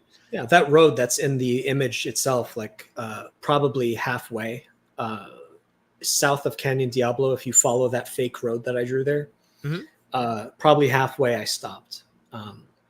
So where Two Guns is now is where the highway is now. I don't remember is that 66? No. Yeah, I don't 66. remember. Okay, so there's an old Route 66 that I was told that is dead. It is dead as a dodo. So I walked around on that. I actually came across a couple that might have thought I was a creep or something. I was taking all these pictures. Which of course you are. I felt so bad, but like they're looking at me like, why is this guy walking around this random location in the middle of the day by himself taking pictures? But yeah, there's all where the Apache Death Cave was. I didn't go inside because I was terrified of like if I fell in, I couldn't get back out. But I walked all around it. I saw the old Two Guns, the buildings that was like the old zoo. Which was real. It was back in the early 20th century. They opened a zoo with cougars and all kinds of crazy stuff. It was a tourist trap for a while until Route 66 circumvented it. Yeah. And then it just died off. And Canyon Diablo's history is largely wrapped around a guy who worked in Two Guns and heard a lot of the local folk tales about Canyon Diablo, and basically started writing a series of pulp stories about Canyon Diablo. So a lot of the myth making around Canyon Diablo comes from his pen, some of which is real, some of which is piss and bullshit. But the guy's name is Gladwell Richardson, and he was a pretty cool writer, though. Some of his stories, I've checked them out. They're a lot of fun. The guy was nuts. He killed a guy and got away with it. It's just nuts. His story is really fascinating. Incidentally, Bobby22 won our contest. Terengel, if you want to reach out to Terengel on Facebook, facebook.com/Rageaholic-Rules, one word. We will hook you up with your color copy of Ghost of the Badlands that includes the prose story as Wax Before Flame. And yes, that duel with Davis Tutt occurred in Springfield, Missouri. People forget about the Old West history of the state of Missouri. But it had one of the only high noon pistol duels that there ever really were. A lot of people say, that's a misnomer. There were no high noon pistol duels, but there actually were a few. And Wild Bill, of course, like one of the A1 man killers in the West, was one of the few who actually did it. And then speaking of we probably should talk about this a little bit. Like, Canyon Diablo is a microcosm of Old West, in the sense that like half is BS and half is fascinating real life history. And so a lot of people who write Westerns pick one path or the other. Oh, we're going to go just revisionist history. Deadwood, Hell on Wheels, whatever. Oh, we're going to go just the kind of legend, right? And you've seen those. There's been Wyatt Earp movies that have done that. There's been lots of stuff. Jesse James movies. I firmly believed heading into doing Ghost of the Badlands, no, both are important to the Old West myth. Both of those things. So let's venerate them both. We're going to show the fascinating real-life history of Canyon Diablo, and then we're going to show the kind of pulp, dime novel kind of history. Because Canyon Diablo was a real place. It was violent as hell, and there is no doubt in my mind that it is. One of the only real newspaper accounts of Canyon Diablo of any note is a pistol duel between a sheriff and his deputy and two outlaws after they robbed a poker game in Winslow, Arizona. I did a video about that. So we know it was real. There's newspaper articles about it. It was wild. It was basically, if you watched it, we mentioned Hell on Wheels. It was a Hell on Wheels town. So it was a town that followed the construction of the railroad. And then they get to Canyon Diablo and they have to stop. So for the better part of a year, this Hell on Wheels town, which is already rowdy, has to basically just sit there and fester. And it just gets worse and worse. And there's no law because this is not a formal town. You got a trading post and that's pretty much it. And it just gets bloodier and bloodier. And more brothels pop up, and it's kind of deadlier than Deadwood, deadlier than Tombstone, and by a lot. I think that's what I like about the stuff that you're doing. I think, you embrace the power of it's like if you take both sides and put them together, because I think that was one of the things that got me about your Western videos, and also, of course, your Pulp, Embrace Pulp video, which had a huge impact in terms of what I was looking for, what I was trying to find, because I'm a major Dave Stevens fan, big Rocketeer fan, and of course I loved my brother was one of the colorists on The Shadow 1941, which was I think one of the first Shadow books you picked up. Nice. And great comic. Such a and it's so funny because he didn't know that. So he's like, when I worked on it, I don't think anybody really read it. And your boy Zach, like all these different people were like, first Shadow thing I picked up, or one of the first things I ever got. And he had no idea. So that was hilarious. Wow. But you put that stuff together and that's the thing I really enjoy about it is you have this excitement for, just the fiction quality of it, the pulp quality of it, but that doesn't mean you have to sacrifice the other stuff. And you can just feel that electricity going through the book. It's great. That's what makes it fantastic, guys. A lot of the reviews for book one were talking about how surprised they were that there was so much of a supernatural element on top of the authenticity. Mm-hmm. These are real images of Canyon Diablo. It was a real place. We know, by the way, that the pistol duel that I mentioned earlier took place in an alley, so there had to be enough buildings there that there were alleys. So, and yet there's this weird, you have this venerate movement and this debunk movement. And so the debunkers kind of say, oh, Canyon Diablo wasn't even a town. Well, you can clearly see here, it was a town. That's an awful lot of people for there not to be a settlement there. And you don't have a pistol duel in an alley if there's no alley. Well, I'm in the fun camp, Right, right. If it's fun to read, I think a lot of people will forgive inaccuracies.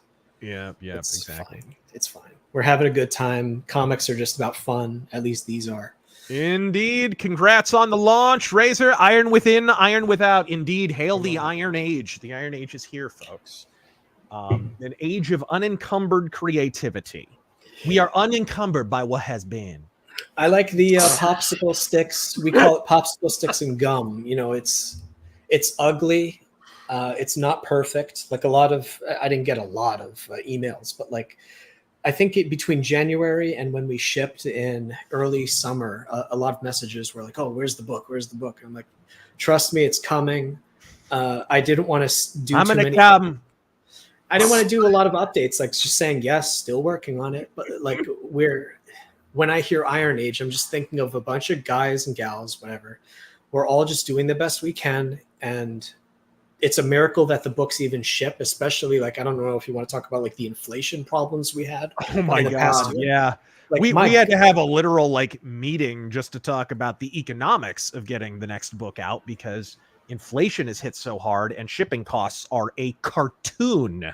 They are ridiculous. It's a mathematical nightmare. I want to tell everyone listening, like, I'm actually hesitant to do any sort of fundraising too early, because I don't know between this year and next if the shipping prices will go so high that we're actually going to lose money just to get people's books sent to them. Like, the amount we collected from, like, we charge a lot in general. Like, it seems like we're charging a lot, but it's really the post office and UPS and FedEx. I have stories.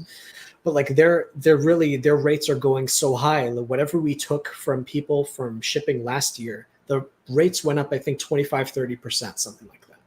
Yeah. So do that times 5,000 parcels, and we're really hurting. And printing has gone up in the past year and a half. All the prices are rising, but all I'm trying to say is Iron Age wise, if whatever you want to call it, like, we're really just two guys working out of our houses, busting our asses to get a book. Like, the fact that the book even exists is a miracle, and the fact that other people can do it too is also a miracle. And I think that's the fun of what indie comics is now. Yeah. Like, a lot of readers, like, I don't want to do videos complaining about all the daily like bull crap that we have to put up with just to get. I can tell stories. Like, we had a delivery. I don't know if I want to tell these stories, but like, we had a delivery where the driver did something called, I call it the U-Haul shimmy. He had his back door of his truck open, and he couldn't get the pallets out of his truck. So he opened the back door of the truck, hit the gas, and then hit the brakes really hard so that the pallets would slide in his truck so that he could get the pallets out. And then he did it in reverse. So this is actually a true story. He reversed, gained some speed, hit the brakes so hard, pallets came out of the back of his truck, almost hit my car in the street. And this is a double pallet. We're talking like maybe 2 tons worth of stuff. None of the books were damaged. But this happened multiple times. But like, these are the daily little like logistical problems that I never did, vlogs about. But we had to put up with this on a daily basis. Even getting a storage facility was a pain in the ass. Going back and forth, unloading pallets, getting them from the storage facility to my car to the house in 95-degree, 100% humidity weather, because the books can get damaged, I learned. By just leaving them out in the sun, the glue actually melts. Yes. I had people telling me the glue melted on their book and the pages were coming out. Jesus. So we had to replace those. So that's more money out of our pocket. But all this is to... I believe it, though, because when we got Death Mask out, you were insulated from all these problems. We had UPS just straight up lose 3 boxes of signed books. They just straight up lost them. And I didn't have any more books to sign, so we had to track them down. It turned out the boxes had come apart in shipping. I'm sure it wasn't their fault. And we wound up having to, like, at the central kind of... and the guy who was actually doing fulfillment died! The guy just died in the middle of fulfilling the signed copies. We're just like, oh no. But we did eventually get all that sorted out. But man, it was a headache. Man, there's a lot of thefts going on. One person sent me a Ring video of a guy stealing the book off his porch in an apartment complex. There's an actual like case number. He reported it. I'm like, my God, like, he had to prove to me, he didn't have to, of like, my book was actually stolen. Can you send me a replacement? So I always order more books than we need, knowing this is going to happen. Right. I got to weigh in on this because it's like turning into a group therapy session. I apologize, but hearing all this stuff. I know. But so I always tell people this is that when I did the first Chance campaign or the first Nosfero campaign, there were 660 orders. And what was one of the biggest things that hindered the shipping speed is that they're in my studio space. So I can only order enough shipping supplies that I can have my desk, my studio space, the boxes of books I have in here, and the shipping stuff. But I hand shipped, signed, and wrote a note in every single package of those 660 I sent out. And so here's the crazy stuff we deal with. And even on the Second Chance, the best thing about the Second Chance campaign I'm doing now is that I don't have to paint the book like while I'm doing all this stuff and doing videos to promote it. But this is the craziest thing. So I graduated from college in, I think it was 1927. No, in 1998. And when I graduated from college, I had been using this watercolor paper for all that time. With the supply chains and everything else, they stopped making this paper. It didn't exist anymore. And I'm finding new materials, and then the shipping costs go through the roof. So yeah, I think most of us, when we're pricing these things out, we're very conscientious of the fact that we want to get you the best product, but also we want to make sure we don't die doing it. Yeah, because you've got a plan for that. You know, well, we've made promises on these campaigns. That's the problem. We have. When you piss off 5,000 people, that can really ruin your career. Right. So somehow you've got to make it work. The guilt too, right? Speaking of which, every promise you make, you have to multiply it by thousands. Yeah. Speaking of which, Brian here says, "Congrats on the launch. You're not my monkey, but can I get a quick shout out for another fine Western, Six Gun Gorilla, currently funding on Fund My Comic, and it's actually really cool. If you guys haven't checked it out, I loved the first one. Let me see if I can show you guys. Yeah, it's really, really boss." Definitely, guys, check it out. It is worth supporting for sure, and he's a stellar dude as well. So for sure. Oh, there we go. Yeah, I did I did a graphic design logo that they're using now for Fund My Comic when they were starting to launch that. Yeah, they had a logo thing up there, and I was looking for something high res for my site, and so I just did all these banners and things for them for fun, and they were like, "We love these. We're going to use these," because you know, a big part of it is, and I know something that John Malin talks about a lot is just the idea of, you know, grab an oar, you know, the basic thing, like just jump in and start doing something, you know, just work. If you see something you can help with. And I saw Fund My Comic, and I saw them talking about what they were trying to do as an outlet for independent creators and people who were being shadow banned and things like that. And I said, I want to help out there. And it's the same, all the stuff that we do in this space. I think a lot of it is about, we're all passionate about art. We share the things we're interested in. We all evolve by the fact that you're introducing me to things I haven't heard about, or getting me excited about movies I haven't watched yet, or whatever it is. And it just grows and it becomes infectious for everybody. Mm-hmm. You know, it's just one of those things. And I love it. I mean, my Why Westerns Matter video was halfway to put a boot up my own backside to get something done, because I'm known, after I did La Long Moonlight, after I did Death Mask, I was like, I can take the principles I've learned in writing these and I can apply those to other medium. And I'm more naturally suited to do comics anyways, because that's where I started out, right? I've had stuff published, but I was always the artist, right? So this is the first time I'm artist writer, and I have to say, like, I love it. I've always loved the collaborative process, rather, because it's just, it's great to get input from someone else. George is fantastically suited to, you say, letting them breathe, which I love. My storytelling is very compressed, so it's a natural kind of marriage there. He tends to decompress, and I tend to compress. So somewhere in between, I think it hits the sweet spot. Personally, it's like we were saying, there's a game of telephone when you hand a script to another person. Like if you wrote the script and drew it, it would probably look very different, but it's pure. It's more pure. And I think that would be interesting to read. But once a writer hands something to the artist, now it's like the artist is bringing their stuff, in the same way you give a script to an actor, and the actor is now bringing their baggage to the role, and hopefully they enhance it. And that, I guess you could call that synergy. When an artist and writer are working well together, you get synergy. And when they aren't working well together, like I imagine me and an Alan Moore type would not work well together. What? You don't want to join his snake cult, George? What? I mean, I can't. When I watch a movie, the movies I watch are like 50 to 100 years old, because I think there was a certain purity.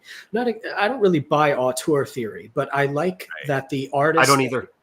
Well, I like that. Yeah, the writer director the writer-director thing is strong to me. I like that there is a clearer vision. They also worked very closely with storyboard artists back in those days, because they really wanted.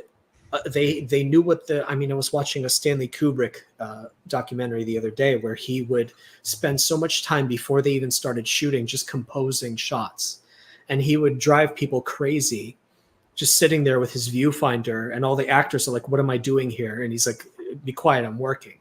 Where you have to composition, lighting, everything has to come together, and it drives the production staff crazy, which no one will ever know like how much of a pain in the ass. Like if you were in the room with me, I would be intolerable to be around during production, and most production days I'm unacceptable to be around. But I think that's the problem with any production, is it's all about the final product. Nobody needs to know about the stress and the blah blah that happens during. It's not romantic, and nobody would want to be around these people during production. Like you've heard the horror stories of Aliens, where everyone hated James Cameron on set. Ridley Scott had okay. I hate him everywhere else too. Yeah, so that's fine. But people care about the final product. But like during production, there's all kinds of nightmares that'll happen. Nobody needs to know about it. But once the script is handed to the artist, it depends on how closely the artist and writer are working together. But you and I guess you trust me, and I appreciate that very much. So that's why I want to go the extra mile in delivering a good product. Is I want the readers to trust us as well. And it seems they do. I've gotten lots of feedback that they want a second book and so on. So, I mean, right on. Zim, greetings from Idaho. Razor, I loved it when I read it the first time, as well as my sister and both parents. For those who don't know, we've showed pages from both today, but we kind of originally just wanted this to be a black and white comic. And then it became so successful, we had to do a color version because they unlocked the stretch goal on Indiegogo. We've been talking about whether to do that or not next time, because it might streamline things if we just pick one version. But I like both, and both are available. So in the description, the color version and monochrome. And I don't know, you get a different vibe from both. I feel like the colors, man. I'm sorry, I'm a painter. The black and white has more texture. Yeah. The color for like landscapes and such feels more immense to me. It's hard. Like you have to, I want to put on the art hat all the time, but then at the end you have to also put on the business hat, which I hate. But the cost of printing in color is obscene, and we print in the United States. So me too. Yeah. There goes all the money. Like it's something to think about. I think about it all the time, but like monochrome obviously is more profitable, which means we can do more books faster. Yeah. But color and you can clearly see you are not losing much without the color. It is jaw-dropping, just as it is. So I think there's no perfect version. They both have their strengths. Obviously I prefer monochrome only for the sake of like cost, but I also think in color now. So it is what it is, I guess. Right. In this case, it sounds like we're doing color first and then converting to black and white. Whereas on the first book, it was the opposite. I'm thinking the feedback I've gotten is people prefer color, which understandably people are used to color comics. So we might lead with the color version next time and then do a deluxe monochrome version. And it's sounding like we might do it. Arkhaven has a leather bindery, so we might get to do a leather bound deluxe black and white, kind of just a fancy kind of, it'll be a more premium thing. It'll cost more because it's leather bound, but it'll have extra stuff in it. It might even have a slipcase. We'll see. But something really, really cool and deluxe.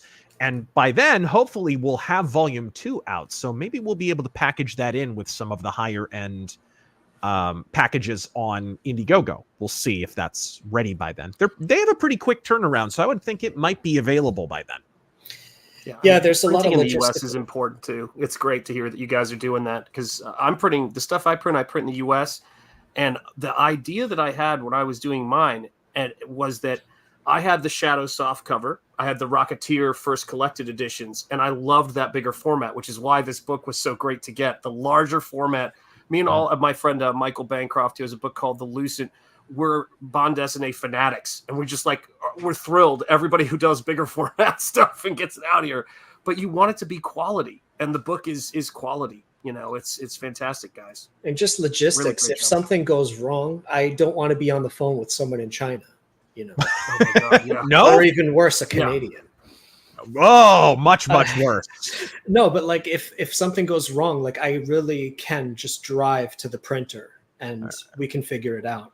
Zedekai asks, have any of you ever read the manga Red Living on the Edge? I haven't heard of it. Not yet.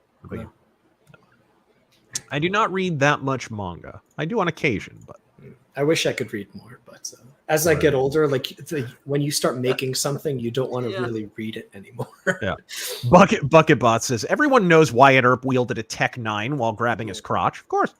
I learned that in public school, actually, along with no Arizona history. All right, let's see here. Mogion Rim one. I think we read this one. And let's see here. Goes to the Badlands. Shaggy Rogers book reviews. He reviewed this, actually. There's a video review on his channel of this. Goes to the Badlands is a masterpiece. You guys killed it. Gave it an amazing review on my channel. Yeah, and I much appreciate that. I was entertained by that. I appreciate it. Christian Thurber. I lived in Prescott, Arizona for a while, which was the capital of Arizona Territory at the time when this story takes place, I think.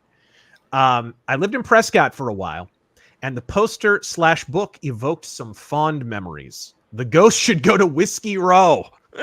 If we get up in the mountains of Arizona more, it would be cool to set a story in Prescott. I think I went there, actually. That was southwest of Flagstaff. Southwest. Yeah, it's a fair bit to the south. It's like an hour and change outside of Phoenix. Northwest of Phoenix, right? Northwest. Something like that. Yeah, it's. I did visit there. I had breakfast there, actually. They have a whole Whiskey Row, which is kind of the last vestige of the real Old West in Arizona, or in a major Arizona city, because Prescott's huge now. It felt tourist trappy, to be honest. A little bit, At least yeah. When I was there, yeah. By the time it was like midday when I left, there was a lot of people and tourists walking around. Yeah. I went to antique shops. I tried to talk to as many locals as I could. Mm-hmm.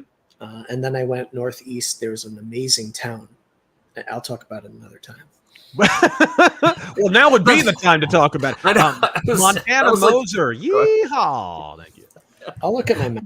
Let me see. That was like a Star Wars script for a minute there, but that's a story for another time. And we're like, come on, give it to us, George. I don't know how interesting it is, but like it's just like, oh, this guy who's never been in this area before.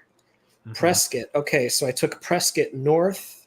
You're already saying Prescott like a native. That's what they said. Most people say Prescott. Yes. Okay, so 89 north, I drove along 89A east. Uh-huh. I encountered this magical city on a cliff, this little village called Jerome, I think. Oh, Jerome. I have never been so scared driving in my life. There's just sheer cliff on the right. It was amazing, though. Yeah. And then I saw, let's see, who cares? But like, okay, so I went. Did you see the great big hotel in Jerome? I didn't. One way up at the top of the hill. I was so scared in Jerome, to be honest. I was just trying to survive because it's all windy, right? And you could fall off the cliff. Yeah. So I went past Cottonwood. Let's see. I went up north 89A. Who cares? All right. So Sedona was. All right. I stopped at Sedona. I meant to go up north to 89A, but the road was closed. So I went down. I'm looking at my map now. 179A south. I went, all right, and then I took 17 north to Flagstaff. That was the first half of my trip. I could show you guys, actually. I think I have a photo of like old Flagstaff somewhere in here. Really, really old Flagstaff, back when they had like 2 standing buildings. Let's see if I can locate it. Flagstaff. But yeah, Jerome is wild. It also can be pretty touristy, to be quite honest. It was busy when I was driving past. Uh-huh. I would have liked to stop there. I didn't have time that day. Oops, wrong one. All right, there we go. I found it. Here is Flagstaff in 1899. Oops, wow. that's not Flagstaff in 1899. That's a bunch of engines. My God, look at the landscape behind there. That's the first thing I noticed. That is the whole town, and there's going to be there's a bit of outside Flagstaff in Volume 1. There's a bit more in Volume 2. That's more spacious than I thought. Well, you're not seeing the other half of town, but yes, it's it definitely is more spacious. It's before like a lot of this was deforested because lumber was huge here. One of the historical figures mentioned in Volume 1 was a huge lumber magnate at this time, heavily involved in getting the railroad connected because he needed that for his lumber and ultimately for some of the mining concerns that he ultimately did. We'll talk about him a little bit more in future discussions of later volumes. But all right, 32 Flavors and Nick Weiser, Razor and George, if time allows, up to how many Ghost of the Badlands stories would you fellas tell? Godspeed. I don't know. The Shadow had over 300. There is no reason to stop because the whole point of Volume 1 was to create a framework around which we could tell any story anywhere under any circumstances that we wanted. That to me is always, that's a good pulp framework. As far as endurance goes, like art wise, I don't see why you Razor shouldn't work with other artists too, because I'm pretty slow, I know. If you have a lot of stories, like really there should be a lot of stories. They should exist and they shouldn't be held back by my speed. I've got the next volume done and some of the outline for the next one done. Like I don't work that fast. Generally what'll happen is I think and germinate about a story for a long time. Then I sit down and outline and write it in like a night or two. It's like the pre-production is the thing that lasts the longest time because I'm doing the research. I'm immersing myself in the setting and the idea and the concept that I wanted to do. A lot of the thought also goes into thumbnails and then the rest is autopilot. Unfortunately, the rendering takes, like when you are working with a computer, the rendering time takes forever. Mm-hmm. But the most fun part is composing the pages, which is what I'm doing now for book 2. It's the most thought and the hardest part. And then the rest is like, okay, I already know what this panel looks like. So I have to find models. I have to make models. I have to sketch it out. It's just busy work at that point. Yeah. Eat My Slamwich says, Razor and George, thanks. Both comics are great, particularly the black and white, some of the best illustrations. Opinions on lack of genre diversity in American comics compared to bande dessinée and manga and its effects on the comic crash. That was a big inspiration for us even doing this. To me, on my end, I'll just speak for myself. In Europe and in Japan, less so in Japan. I wish Japan had more Westerns. But Europe, dude, if you go to a European comic publisher's website, you can literally look by genre. And it's just dozens, if in some cases hundreds of books in each category. Yeah. And they're constantly coming out. Every month has a new swath of new comics in multifarious genres. There's no limitation. Some of the biggest selling comics right now are pirate comics in France right now. There's just one pirate comic after another. There's a great one called Raven. There's a bunch of really, really good ones. There's just no limitation. And most of them are original. They're not adapting something that's already a property. Here in America, man, that I think is the bigger problem. If it's not already established, they're not making it. Yeah, publishers can't afford to take risks right now, especially with the margins they're earning. Like most books, I don't even imagine are profitable in America. They're printing in color, which is very expensive. They can't afford to take risks that you could with a black and white book. That's something I don't know if a lot of people realize. I can't take a risk on a color book unless I know that it's going to sell. A black and white book in Japan, they can afford to take some risk because printing costs less, production time is cut in half. Manga, I love I don't like the word diversity, but like I like the different genres, because like you take an artist like Jiro Taniguchi, who will do hardcore hitman like pulp comics one day, and then the next he's doing a graphic novel about a guy who mountain climbs to save his friend's daughter from a kidnapper. Or he'll do an entire book about a guy who just walks and takes like nature walks called The Walking Man. He's amazing. Or I grew up in high school and college reading even shoujo comics, which is like high school romances. And you wouldn't think that they're interesting, but I was fascinated. Like they're soap operas. Like there's so many different types of stories. It's similar to Pulp. If you went to a magazine rack in the 30s, it was romance stories, Western stories, ranch romances, weird fiction, science fantasy, fantasy this, Wild West this. And then, of course, you had all of the anthologies, Argosy and Weird Tales. And, you know, they had all kinds of different. And then single character magazines came along, which you couldn't even define by genre. And that was... I remember reading a book called 10 Cent Plague, where they talk about like that was ruined by the comics code and juvenile delinquency. They were upset that kids were able to access these books, so they were pulled off the newsstands. Oh my God. And they killed many companies that were making these amazing books because they were lots of zombie comics. I have collections like eerie and creepy. Heavy Metal picked up the slack later down the road.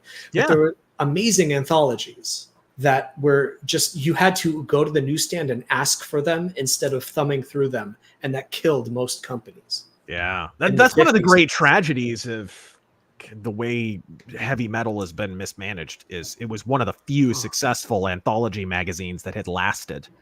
And then hipsters got a hold of it and just were like, it's all about boobs and drugs, right? That's all you got to do, right? And freaking within, I don't know, 10, 15 years, it was in the pot. Now it's just it's a shadow of its former self. We're talking about manga and even anime.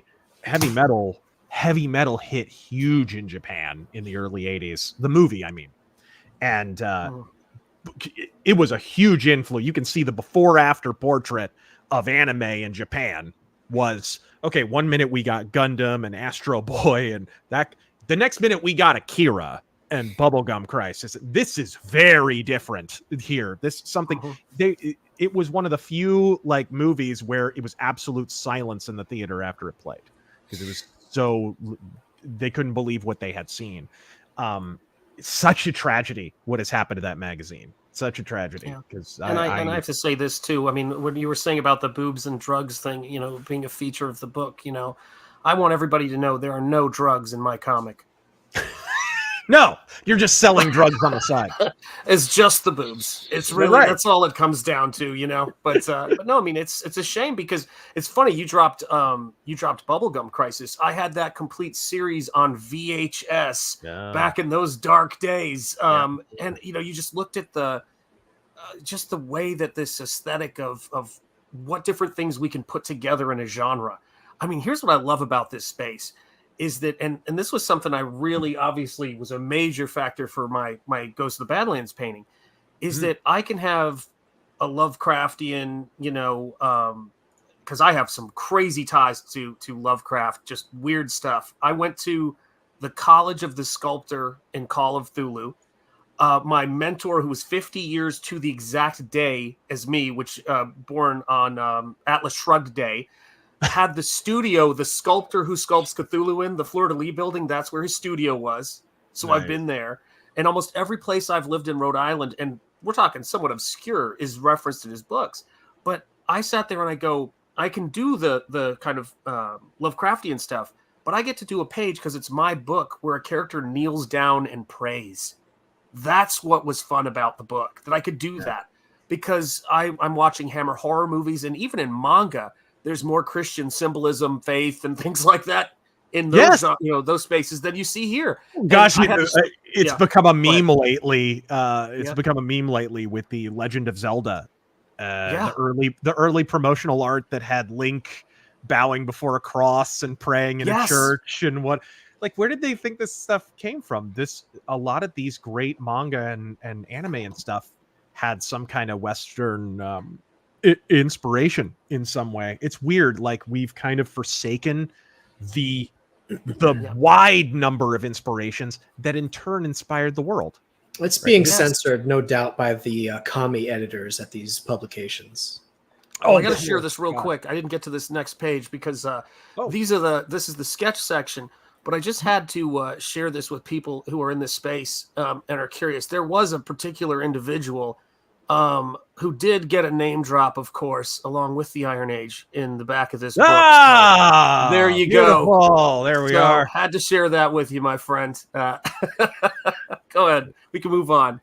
Brilliant. Absolutely brilliant. There you go. Speaking of, Shanth had a great pin-up, but so did George. Damn right. I want to show this. This wound up being the back cover, but it was originally intended as a pinup. And very much in a, like, I don't know, old movie or pulp cover style or something. Really, really cool. I loved how this one turned out, personally. I might print this up as a poster for myself. I'm not even gonna lie. I struggle looking at these things. I only see mistakes. But no, I mean, once you make the book, I don't intend to ever go back and look at book one except for reference. But if other people like it, great. Right. I hope to keep improving. Like there's a million things I want to do differently on book two, art-wise. I mean, we all only see the flaws. I look at the story. This could have been made more clear. That could have been more ambiguous. Like anyone who makes anything is going to think that kind of stuff. Yeah, it's fine. I mean, knowing that other people liked it, you can make the voices go away and focus for the book. That and medication, yes. Yeah, that's right. Yeah, I got Bass player 2011 Iffy it says, bought it twice. My tier got bumped to color, so I bought a monochrome copy. So deluxe monochrome, yes, please. Sweet. Oh, so you want a deluxe monochrome? Well, bass player Iffy will do one last giveaway before we check out here and let these fine folks go. And here we go. Actually, all right, there we go. Okay, now this. I'm trying to think of how to put this because I don't want to give anything away about Volume 2. It relates somewhat to Volume 2, what we're talking about Volume 2. So, and this may have been in the old brain box when I was thinking of the concept of the comic itself. But here is your deluxe monochrome edition. Of course, everything's monochrome on my camera. This has the script. This has the story in it. My sketches, George's sketches. This has the thumbnail gallery, right? And the pencils. Yes. This has absolutely everything, and I believe it has all the pinups, including Shanth's there. So I'm going to go ahead and ask a question now, folks. You're going to have to know a little bit of Native American history here, and I think this is a little bit more mainstream. So around the Wounded Knee Massacre, it was a response to something that was happening in the Native American community that is germane to the topic of today's stream, called the Ghost Dance. It related to a particular tribe. The Wounded Knee Massacre happened to a particular tribe. I want to know what that tribe was. Simple as that. What tribe became a problem and caused the banning of the Ghost Dance and led to the Wounded Knee Massacre? What tribe was that, ladies and gentlemen?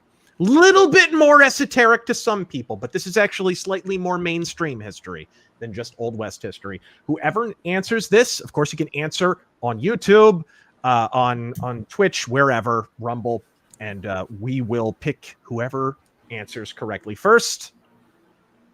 And there we go. Okay. Yeah, it looks like right off the bat, my man, Gray VR got it. It was the Lakota, ladies. Specifically, it was the Santee Sioux. And little bit related in some ways to Volume 2. So keep an eye out. Gray VR, hit us up, facebook.com/Rageaholic Rules. One word. And we'll get to the last super chats here. There's only a few. And then I will let you fine folks go. But in the meantime, we'll probably close out with a trailer or something. But the comic, of course, is available on Amazon, Barnes & Noble, Arkhaven Comics, and even on Walmart.com, if you can believe it. Razorfist, a product from Razorfist, can be picked up at Walmart. Oh, Montana Moser. This is interesting. What was religion like in the Old West? I'd assume that most people were some form of Protestant Christian. That is true. But there's got to be a story about a pastor of a church or Native American shaman. Yeah, that was one of the big elements and one of the reasons actually for this. The cross here, the Cross of Lorraine. It's actually more than one thing. It's a Hungarian cross. It's a Cross of Lorraine. It is in the American Southwest. It would be called either a Pueblo Indian or a Isleta cross. And the interesting thing was when Catholic missionaries came over, and even non-Catholic missionaries came over from Europe, particularly Eastern Europe, and like Germanic countries, Hungary came over and began to minister and convert some of the natives. They were kind of astounded to discover that many native tribes in the American Southwest, the Navajo being one of them, the Hopi being one of them, but particularly the Pueblo, already had they were using the same cross for a completely different purpose. Wow. It looked slightly different. I actually am going to see if I can find a photo of one. Oh, here we go. Here's one. And it would be called in the American Southwest the Isleta cross. In Native American culture, it is actually meant to signify the dragonfly spirit, which is kind of a spirit of life, a spirit of rain, a spirit of water. You can imagine if you, George, you visited Arizona. You think it's slightly dry here? At the time I visited, yes. It's slightly dry. So you can imagine what spiritual significance the dragonfly spirit has. And actually, if you go out hiking or off-roading or whatever out in the Arizona desert, heck, even if you hike mountains in the middle of Phoenix, you will stumble across boulders to this day that have this in a hieroglyph sprawled on the side of it, and it dates back to the ancient occupants of this land, either the Hopi or even the Hohokam or whatever. And so it wound up being a unifying symbol. It's kind of part of the serendipity, I guess, of God's creation. They came thousands and thousands of miles, crossed an ocean and a desert and most of the American landmass, and they get to the Pueblo Indians, and they're using the exact same cross. It is significant to the story. It's significant to the origin of the ghost. We'll get into that kind of stuff as the story goes on. But yeah, thank you for the question. Very interesting question. I appreciate it. Ryan Parsons says, I have seen some weird shit in Jerome. It's big in the paranormal community. Did you see any of that kind of stuff, George? Like the signage or whatever of that? Because like the train station in Jerome is notoriously haunted. I can't say. I mean, I drove through. I didn't stop. But, yeah. I mean, that town in general just creeped me out. It is spooky. I've been there several times, and it's always just a little unsettling when you're in that town. It's like the whole town has its back to this mountain. It's really, and it's all kind of uphill. It's all on a grade. Real weird. And the view from there, you can see those ancient red soil mountains way out in the distance, if I recall. Yeah. That looked like another planet. It was very interesting. Sedona's that way too. Yeah. I really wanted to stop. I didn't have time, but that was a strange place. It is a very, very weird place. All right. Malik Torihane, thank you for Ghost of the Badlands and all your Western recommendations. I've been working on my own Western manga, and all have greatly influenced my work. Godspeed. Godspeed to you, and I appreciate you for supporting and look forward to further efforts. Norm Alman, have you looked into the Blackfoot Confederacy yet?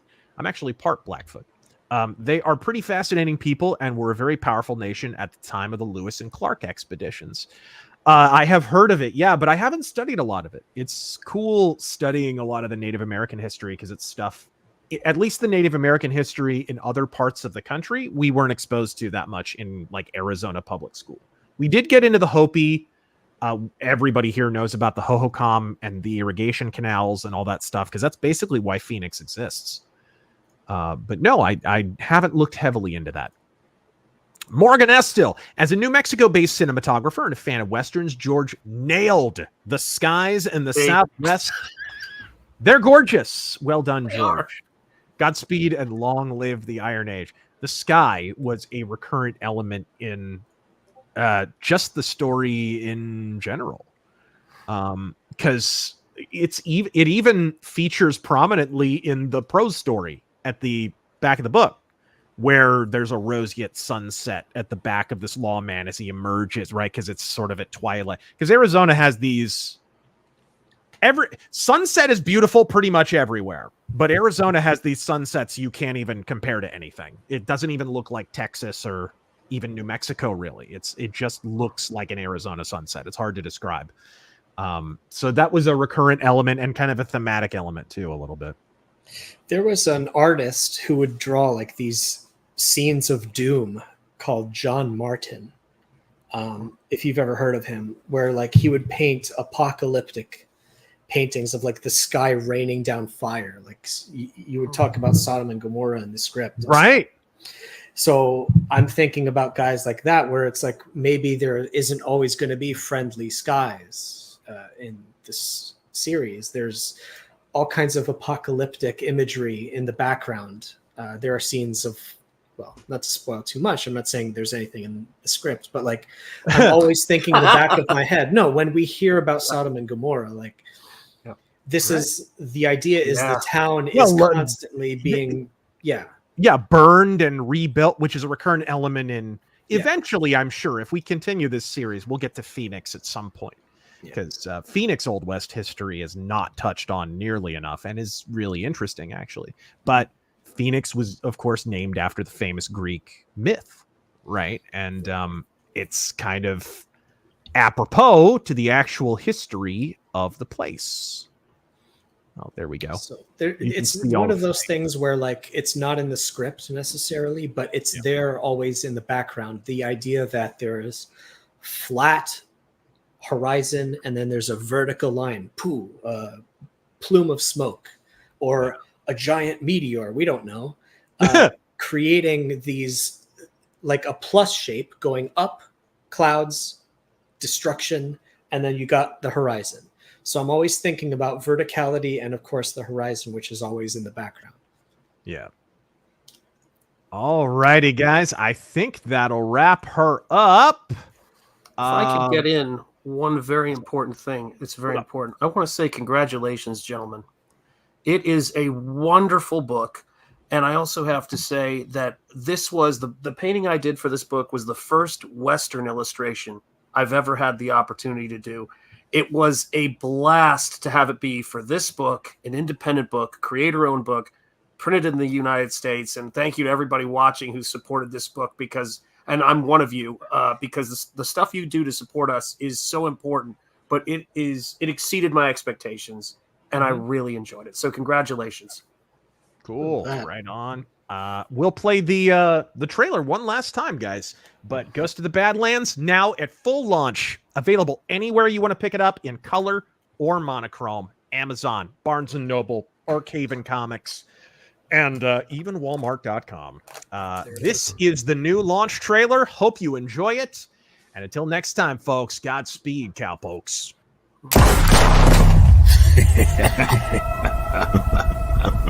I remember the first time I saw the ghost.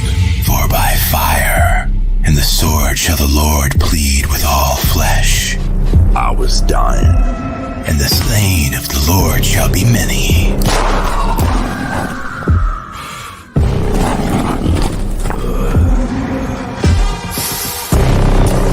I have heard tell of your exploits, Redstone. If you would be guided guided otherwise. I offer adventure, and most importantly, purpose. The only price I demand is Christian obedience. For the law is not made for the righteous man,